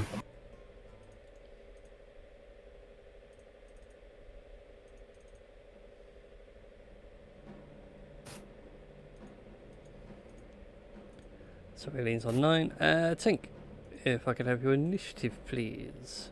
I've rolled it. It was 13. Oh, did you? Oh, sorry, I didn't see it in the tracker. It's all good. I can just do that. Alrighty then. So, let us begin the combat. So first Yes. up is the Hill Giant.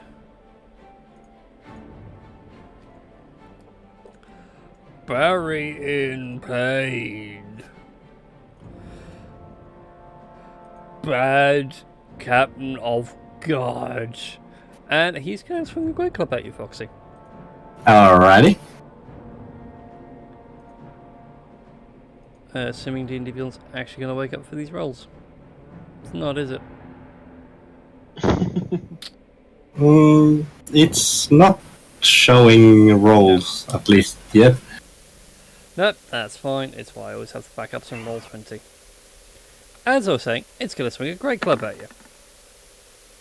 So Wow. 25 to hit. Yeah, it hits. Take a staggering 18 points of bludgeoning damage. Ooh, I'm down to 10. Oh dear. Bad Captain, stay there.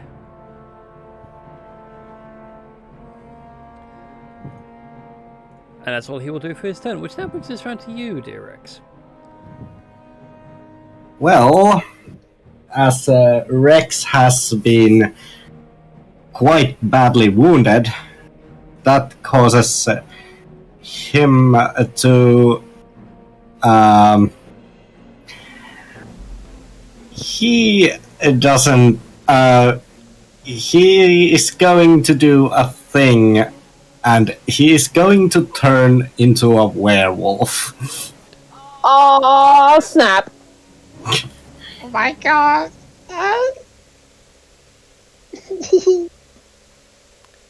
There we go.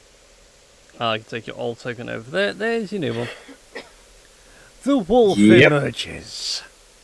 Yes. Your body twists and contorts, the claws sharpen, the snout grows.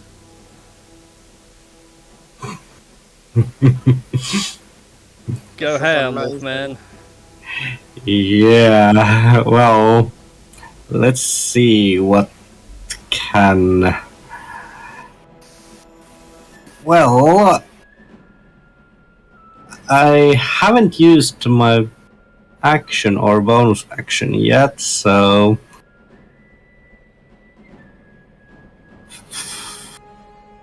First of all, were they can punch, kick, headbutt, or use similar forceful blow and deal bludgeoning damage equal 1 plus your strength modifier. Okay, so first of all, how would the Crimson Rights actually work? Just a moment. So the Crimson Rights, you take damage, and then you gain the effects of those Crimson Rights. Yes.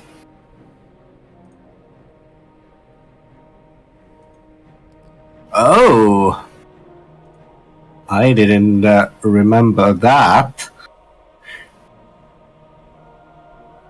There is one special called Bloodlust. If you start your turn with 14 HP or less, you must succeed a Wisdom saving throw or move toward the nearest creature and use the attack action against it. If you are concentrating on a spell or effect prevents you from concentrating, such as Barbarian's Rage, you automatically fail this saving throw. If you have an extra attack, you choose whether to use it. If more than one creature is equally near you, roll randomly to choose your target. Once the attack is resolved, you regain control. So, Bloodlust triggers. Yep, so go ahead and make your Wisdom saving throw here. Save yourself going mad. Yes.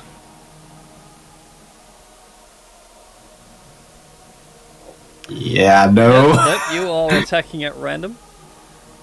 Well, roll me a d2. 1 for the giant, 2 for poor Effa. 1d2, let's see. Although at the time of your transformation, you can very Oh, thank God! I've never been happier to see a one in my life. Yeah. So, I do believe that Crimson Rights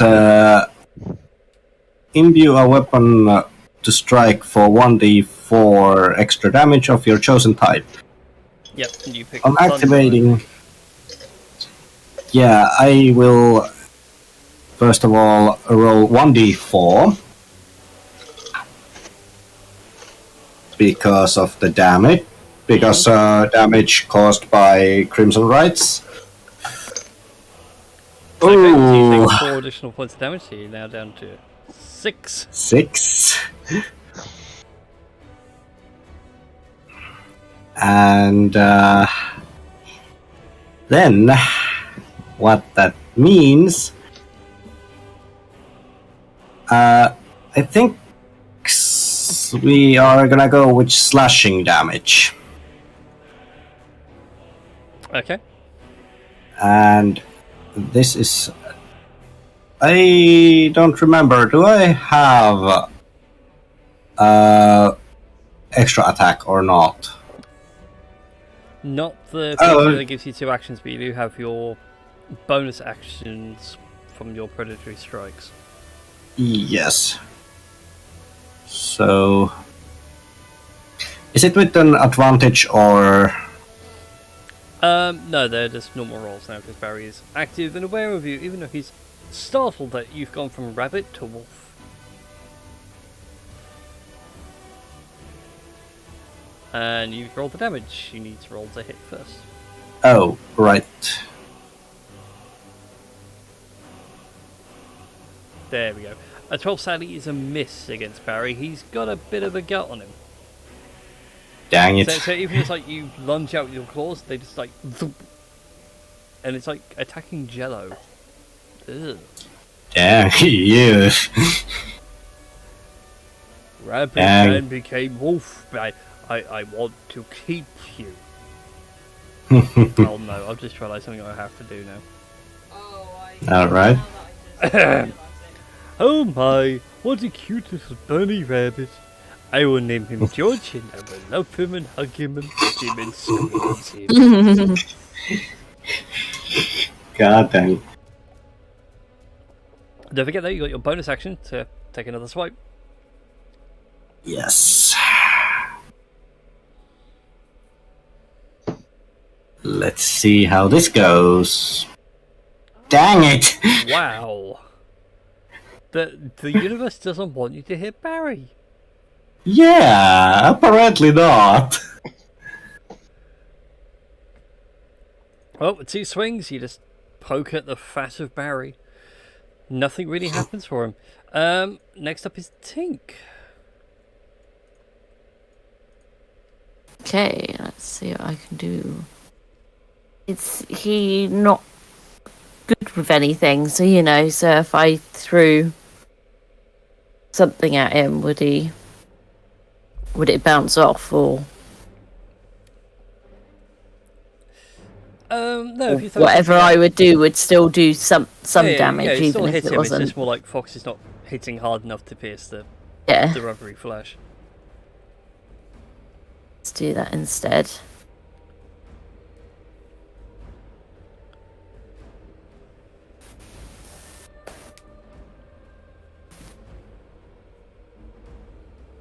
Should have come through. It was Ray of Sickness. 15. Indeed it is. A 15 does indeed hit. Ooh. Right, go ahead and roll your damage. And was no, Ray of Sickness doesn't have a saving throw.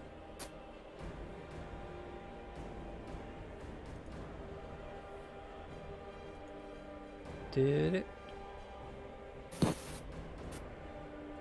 Ah, okay. So yeah, it takes 2d8 points of poison damage. I need to make a con save, so it takes 10 points of damage.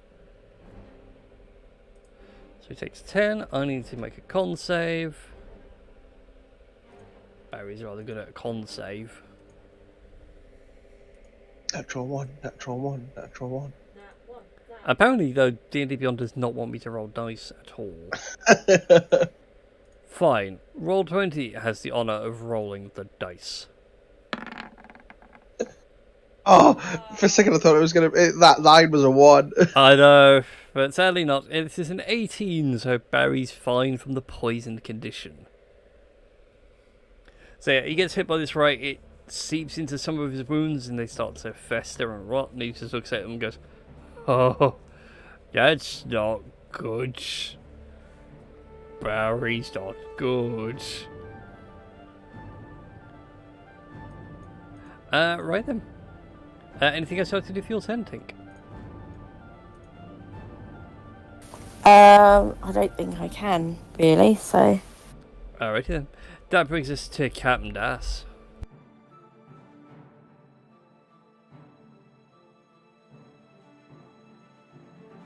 See what Das can do. So, Captain Das is going to. You know what? He's going to try run over here. Well, preferably like tucking himself behind that pillar there. And to get a closer shot to the guy. And actually, hold on.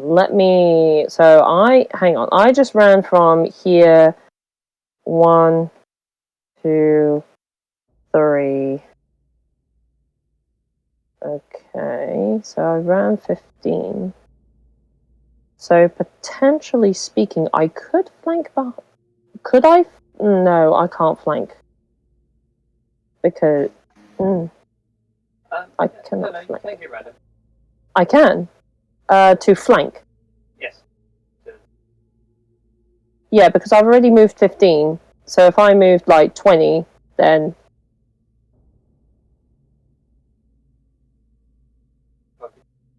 yeah, I can only get to 30 feet from where I was.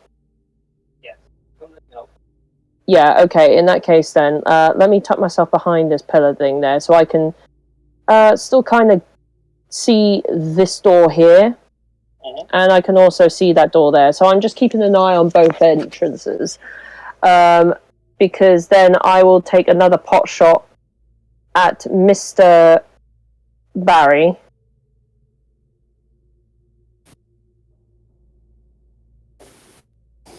Take your shot at it's gonna turn into like a horrible number. Oh, hold on. Is that nat 20? Yes, it is. Okay. Yes, that's a nat 20. Go ahead and roll all your damage to double. Oh, and sneak attack as well. Sneak attack is dice. It doubles. So roll twice. Okay. So yeah. So I think I only rolled like one set of dice. Is it? Yeah. If you check that for me. So actually, so that is like 1. I've got 2d6. So I need to roll 2 more 2d6s, am I right? 3.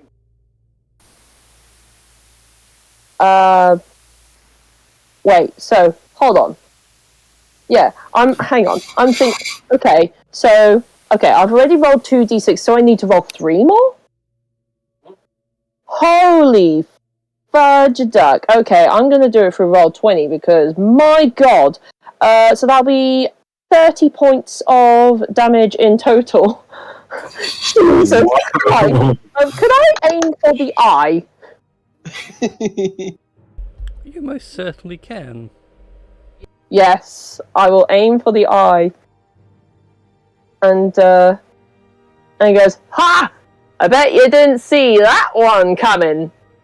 I should really think about becoming a jester. That would be really good. And he's adding more dice to the hit dice thing, everyone. The pain just gets worse the longer it goes on. So yeah, you loose your arrow from your short bow. It finds him like square in the eye, at which point Barry then starts screaming, "Oh my eye!" And he falls backwards on his throne of rocks. And Rex, Eppa, and Das, go ahead and give me perception checks really quick. Oh boy! Yeah, so perception checks. 18. Let's not roll twice, let's roll a normal roll. Whoo! Oh boy! Dang! Also, +4 to perception, that's nice. Yes. And it's not going to be such a good perception for me. That will be a 6. Yeah, great job with the firing of the arrow. Oh, can I do my bonus attack? Wait, you have bonus attack? Yeah, as a Yeah. Yeah, as a rogue. Yeah, as a rogue, I can either disengage, dash, or hide, like cunning action. Oh, you mean do your bonus action? Oh yeah, carry on. I was going to say, I would like to hide behind the pillar. Cower away behind the pillar. But yeah, so Make a stealth check. Before we continue, I have to say one thing which I noticed here. Our perception checks are all divisible by 6. Hey! that is very true. So yeah, Rex and Eppa, you two both notice, like when he falls, the back part of his throne goes a lot further than than it otherwise logically should. But Barry is now on the ground, prone and stuck. I can't get up. Help me. Lads! Help your king! And with that brings us now to Aileen's go. Oh boy. What can she do? Come on, Nate. Oh god, no, don't start. Don't spread this madness. One of us! One of us! Yeah, Just be merciful. Just be glad I was merciful and didn't do it in Eppa's voice. God, I no. believe we will have it in the future.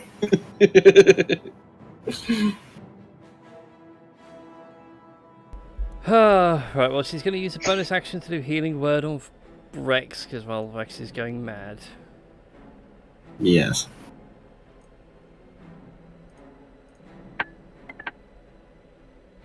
So, Rex, you regain 9 points of healing. Yay! And, alright, okay, Aileen, we need to do something a bit more damaging here. So she is going to cast the spell Guiding Bolt.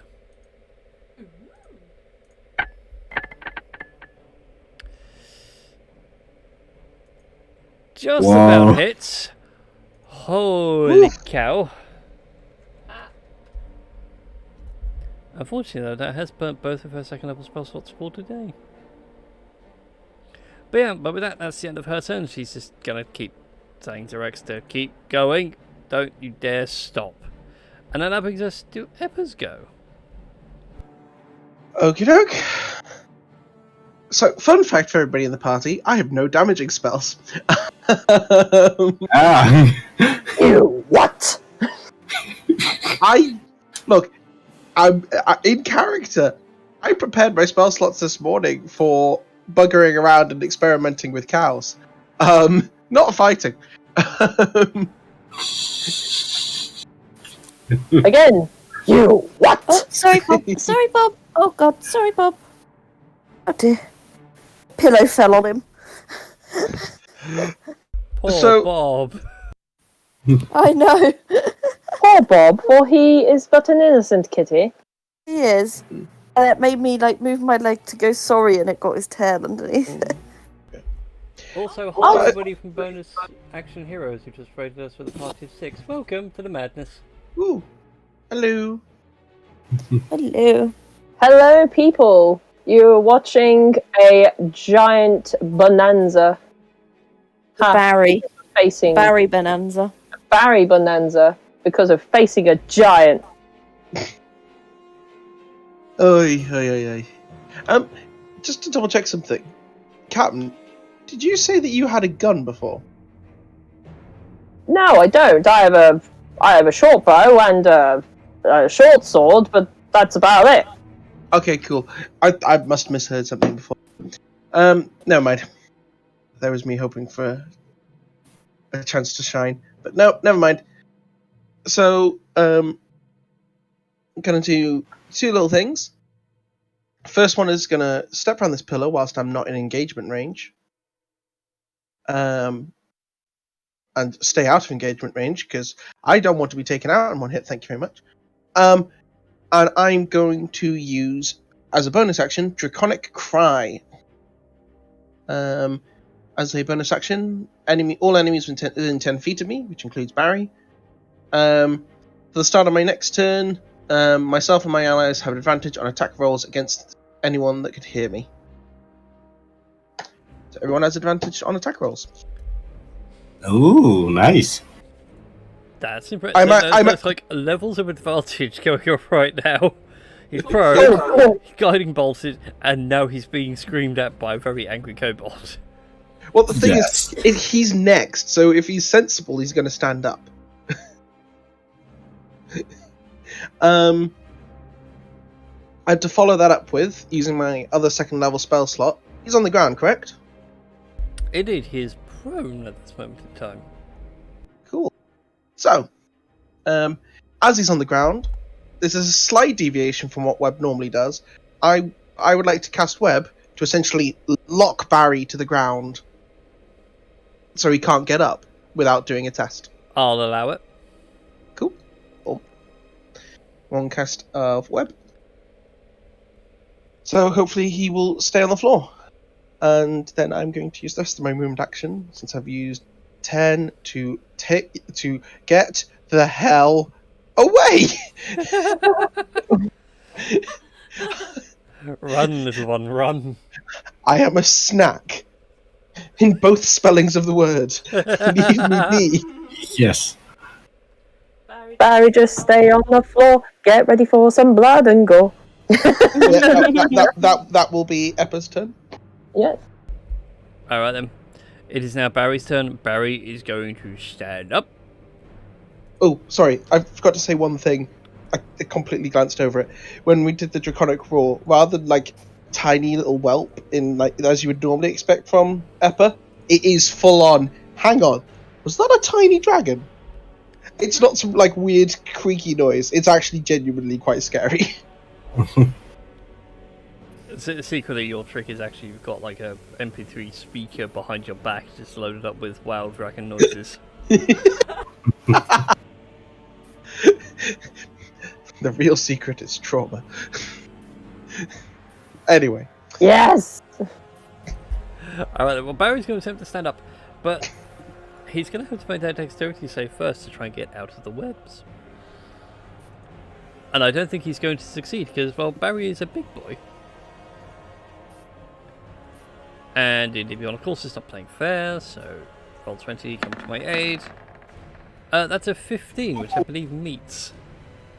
Just meat. Yeah. So he manages to wiggle his way out of the webs. They all start snapping and everything else. He stands up, covered in bruises and several deep cuts. I want to keep you alive. And he points at Rex. He looks over, tries to find Das. He can't see Das. Alright. Yes, Das is vanished. Can't see. Alright.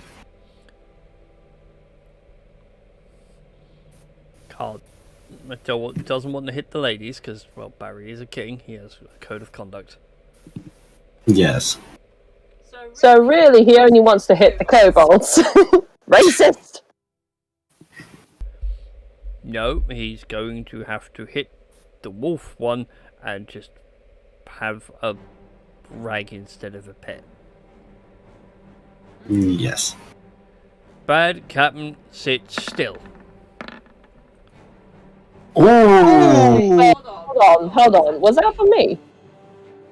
No. That's correct. That's correct. Oh, good. Yeah, that hits. Yeah, the captains are very confusing. Yeah, no. Rex was the captain of his honor guard. for a few honourable minutes. For a few honorable minutes, yes. For the briefest of moments, take 21 points of bludgeoning damage. Oh no! That's the floor, isn't it? Well, one that knocks him unconscious. He's not dead. Yeah, I was... I was kinda hoping I could have used plucky footwork, but it doesn't work in this situation. Nope. So the Great Club comes crashing down, and you'll watch as Rex just becomes a nice bit of veneer on the floor. Yes. And Rex, sadly, is unconscious. Oh, how the tables have turned. Yeah. Oh dear. Alright then, Rex, go ahead and give me a death saving throw, please. Yes. Where are the... Wait a minute, where's the saving throw?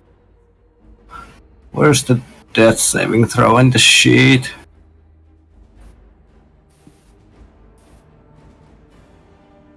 Wait a minute.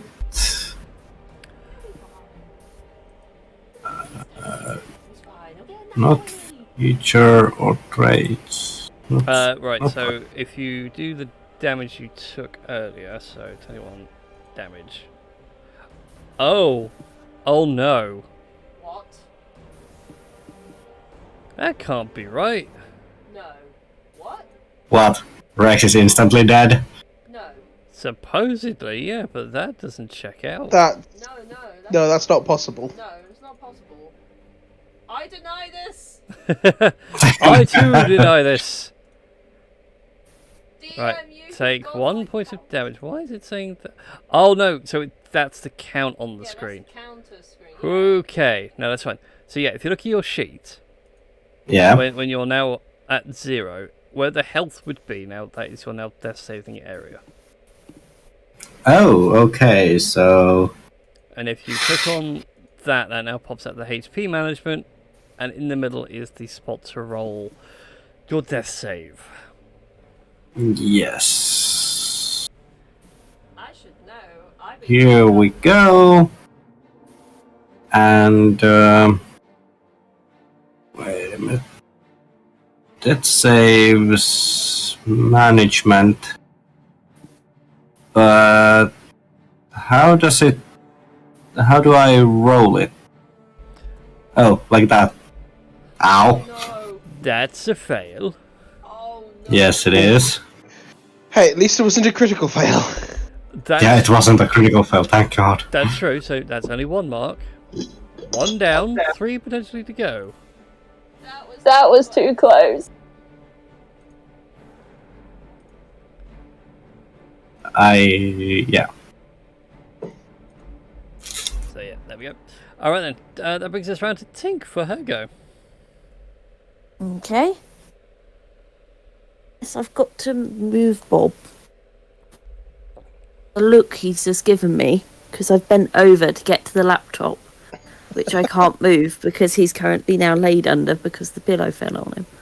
Now, how dare you? How dare you? Unpleasant peasant. How dare you play a game in front of me? Ooh, and thank you, Cenobite, for the follow.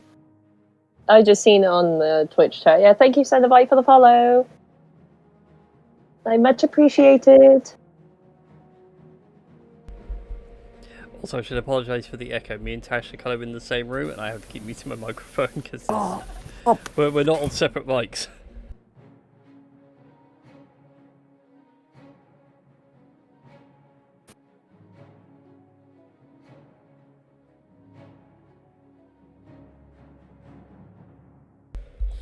Oh, and then things what you can do. Well, I rolled it. It should have come through. Oh yes, a crossbow. Yeah, there we go. It's just come through. An 18 indeed does hit. Go ahead and roll your damage. There really needs to be an alert tone for D&D Beyond in the encounter builder. Whenever it receives like new rolls, that would be handy. Well, 8 points of damage. You managed to get a crossbow bolt deep into the flesh of the hill giant. It looks down over at you.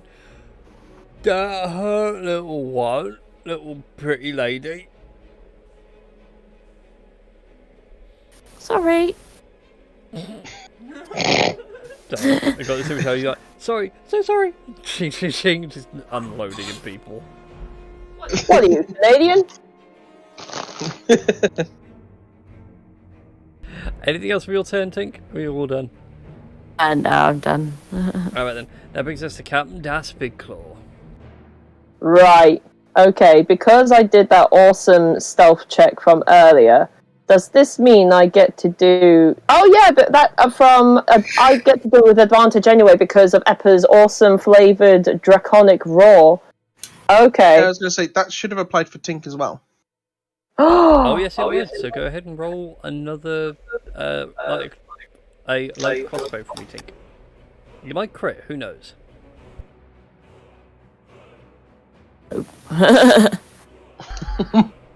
Oh, wow. That was the damage you need to roll to hit. Oh, yeah. Crit, crit, crit, crit, crit. Oh no. Yep. So close, but yet so far. Dirty 20. Yeah. Never mind. Carry on, Captain Das. But, well, I mean, I'm getting What are you Tink doing, hit Bob? anyways, but still. Okay, so with advantage, I shall shoot another short bow because it worked so well the last time. Yeah, and since referring to the whole giant eating and shit and that, it goes, Oi! No, Oi! Cyclops! Eat shit! And that'll be a 16 to hit. With advantage. No, that's makes 22 that to hit. Which is a hit. Yeah. Oh, 22. Oh, right. Okay. I only saw one roll, but okay. So, yeah. I still... Shiza, Rex is in... No! Wait! With my swashbuckler shenanigans still get me awesome flavoured sneak attack. Correct? I want to say I'm correct. You are indeed correct. Because I'm a swashbuckler. I don't need anyone near me to do sneak attack shit. Yeah, that'll your be- audacity is broken. That'll be a 4, 5, so 9 total damage. Yes. Barry's looking very hurt now. He's in a lot of pain. Why are you all attacking Barry? Oh, that's Look. right, you all hurt me first. Look, nothing personal, mate, but you did technically steal a previous king's throne as opposed to earning it, and you gotta earn things nowadays in order to get a little bit more respect. And with that, Das is going to hide using his cunning action. Alright, then go ahead and make your stealth check, please. And this will bring us now to Aileen's go. Oh, Aileen, what have you got left in the tank? I feel like I didn't even have to say it, I just thought it. I felt it across the multiverse, you're fine.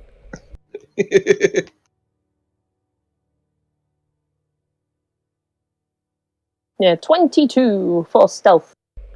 Das has disappeared from the face of the earth. No one knows where he went. It was the ultimate, the perfect crime. Alright then. Well, Aileen's got a plan, and that plan involves firing off a very dangerous spell that she likes to call a witch bolt.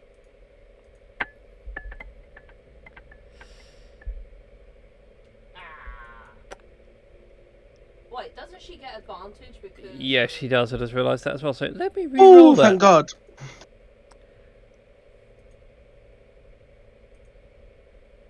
Let me re-roll the damage.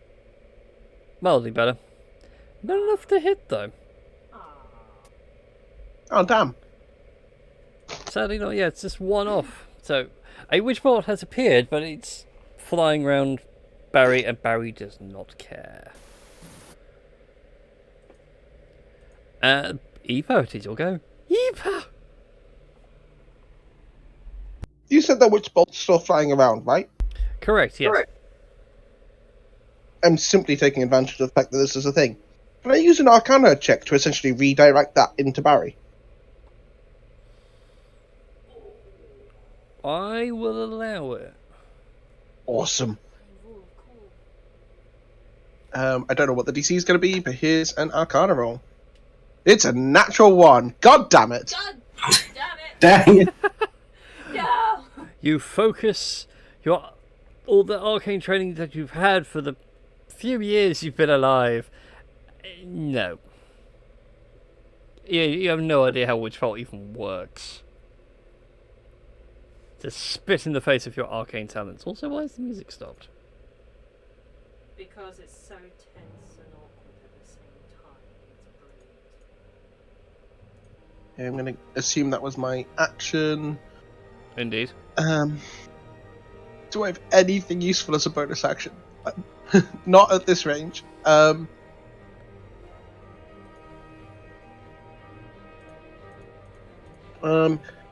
Cool. I'm gonna scutter behind this sort of cage thing even more, and just try and grab any sort of projectile from the floor with my bonus action, just so I've got something in my hand. So then I can throw it next turn. Yeah, that's fine. You go around the floor, Cool. you find a few stones ready to throw. Cool. So Draconic Cry will no longer be in effect. It only lasts to the start of my turn. Fantastic. It's Barry's turn. Start of Barry's turn, it needs to roll dexterity. Because that web is still there. It's still active. He hasn't moved out of it yet. Come on, universe. Be on my side for once. Well, D&D Beyond that time actually did roll for Barry, but doesn't know what to do with him. So let me roll again if I roll 20. Yeah, that's a natural 7. That does not beat 15. Yep, he like goes to make a step, and like his foot gets stuck and looks down and realizes, No. That's not Nice. fair. Hope he is now restrained. Speed is 0, attack rolls have advantage, and it has disadvantage. Sadly, it was a turn too late for Rex. Yeah. Yeah. Unfortunately for you all, though, he reaches down and grabs a rock from the floor. Excuse you. Oh, There thank are God. rocks You know- and rubble everywhere. And he has 3 targets to pick from. he still has disadvantage. Thank God. And Dust is hidden. So I'm going to go down the line. 1, 2, 3. Aileen is going to take the rock. Public roll. Disadvantage. I bet it's not even going to go through, is it? I just realised that's stupid of me. Is the rock named Dwayne? It is now. Damn it.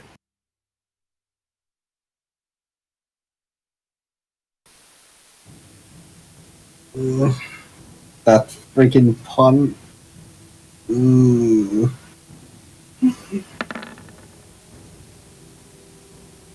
Oh, wow. Holy hell, what is this attack bonus?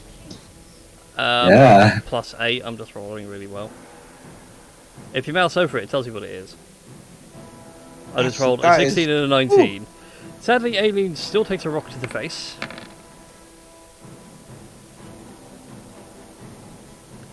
And takes 21 points of damage. That nearly knocks Aileen unconscious. Yeah, Jesus Christ. Also, she has to make a con save or drop concentration. Well, there's some advantage. She has Warcaster. Oh, cool. And that's 20. Yes. Noise. Wait, what's like Aileen concentrating on? Witch Bolt. The witch one. Oh, that just sticks around. Nice. Yep, even though you missed with the attack, it's still around. Still buzzing.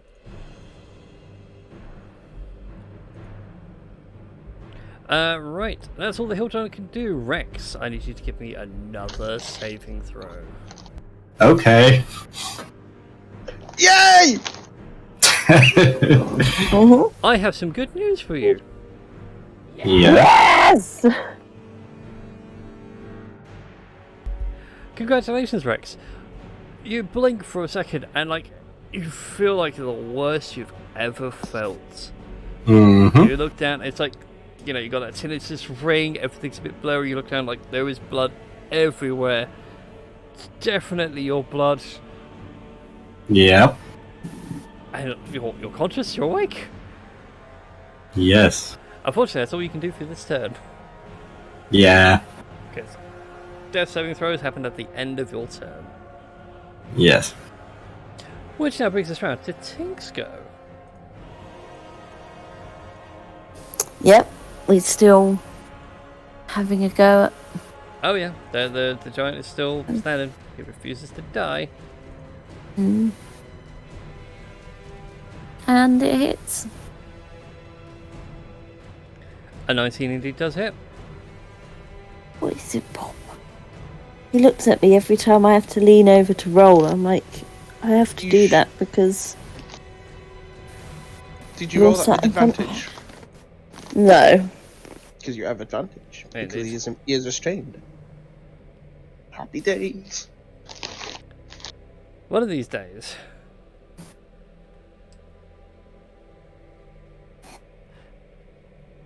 Yeah, so go ahead and roll another to hit. See if you get that crit.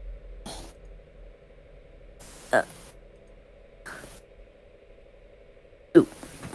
Nope. But never mind. But hey, a whole 6 points of damage. Slowly dying. Death by 1,000 pokes. And that finally brings us round to Captain Das. Right. Right. As I said before, Das is going to come out from his place, and you know what? He's gonna do something a little different. He's going to bring out a short sword. Come up Actually, hold on. Can I actually? Oh, I think I can. I think I can flank. Yes, I will use this to every advantage I can get. So I will come up behind him. And, I mean, I'm assuming his gut is very low hanging. Or something like that. I don't know. It does shield his important bits. Yeah, I mean, okay. I mean, I'm around the back, so either way, yeah.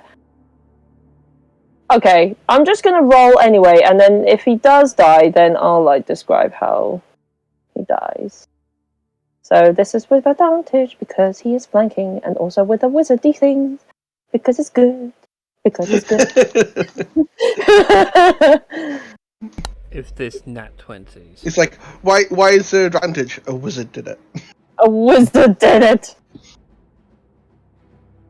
I'm a wizard. Okay, it's a 16. 16 still hits, so go ahead and roll your damage with sneak attack. Okay, because Rex is conscious, I get. Well, I mean, I still get sneak attack regardless, but still. Yes. Giant now. Let's kill the giant with brutality. And I want to say that might be enough to kill him, even without the sneak attack. Maybe. I do not know. With the sneak attack, that is enough to kill him. Okay, so Das is going to. Like, I'm assuming he has a big old booty as well. So Das is gonna try and leap up to his booty, bounce off it, and then with a quick old flourish and slicing of the stomach, he's gonna land hopefully there without sort of like superhero landing or something like that. And as the giant sort of falls, maybe guts like sort of flowing out over him, so all the blood and guts are kind of like raining on Rex and him right now. He's gonna be like, well, you may have been the king, but you didn't have the guts. And Go ahead and make an acrobatics check for me. I'm waiting for the natural one. I am as well. Would this be with advantage or just normal? Just normal. Fine, okay. Wait, oh no, this is gonna end badly for you. Yeah, I have I mean, to be fair, Make I you feel roll like and then I'll explain why. Because I think 26. Cool. So you know that scene in Pirates of the Caribbean where like Jack like goes from one ship to another and like sits there quite proud. It's like that's without even a single drop of rum. Das has that same swagger, having just run up the back of a giant, splashed it, and like pulled the blade all the way down, letting the guts fall, and sitting there going, "You may have been the king, but you just don't have the guts," and walks away because badasses don't look at explosions. I hate to be that guy, but to make that awesome flip, you will have to pass through the web. I don't mind. This is great. Okay, so what do I need to roll? You just need to beat a 15 on dexterity. Oh, that'll be fine. Like a dexterity saving throw. Yeah. Or a dexterity check. Saving throw? Saving throw. Okay. I just imagine. Okay. Ooh.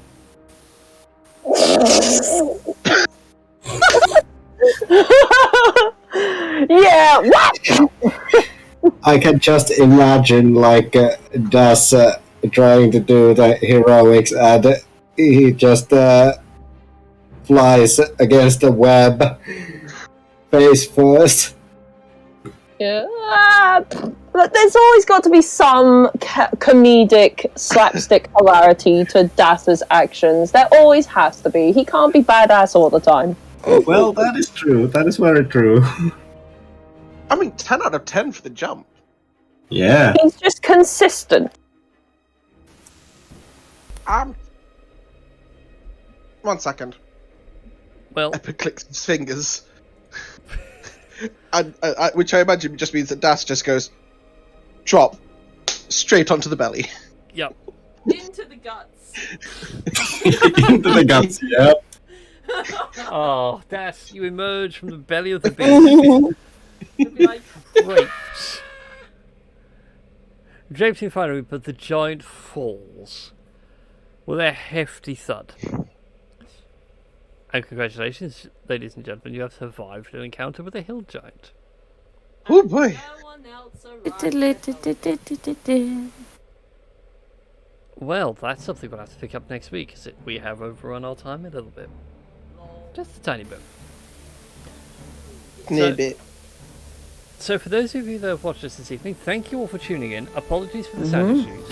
Me and Tash are currently in the same room, as you can see, so we're not on separate mics. So, like, it was a case of one mic was live and the other mic was live. Have to switch between the two. Yes. It's been a little bit chaotic.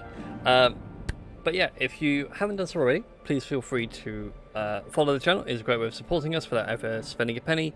If you have some spare pennies, though, and have that Amazon Prime, why not give it as a Twitch Prime? You get some freebies, get a whole load of emotes, and it's a further way of supporting the channel. And hopefully in the near future, I will actually have like a proper virtual table set up with maybe Tailspire on it, because I do have that license. We'll see in the future. That is like far future plans. In the meanwhile, though, also thank you very much for the raid, bonus action heroes. Thank you Cenobite and Romsey for saying hi and swinging by. It's awesome to see folks like yourselves. And now let's go a-raiding. Let's go raid. We are the introvert party as they're playing a game called Temtem, which looks like Pokemon. Really discount Pokemon, why not? Yes. Literally, the screenshot I have from their stream looks like a knockoff version of Pokemon. I approve of this. So Isn't yes, this the MMO Pokemon clone thing? it looks like it, so we'll go and give that a look. So follow us on the raid, and we'll see you all next time for some more D&D. Bye, everybody. Yes. Bye. Bye bye. Bye.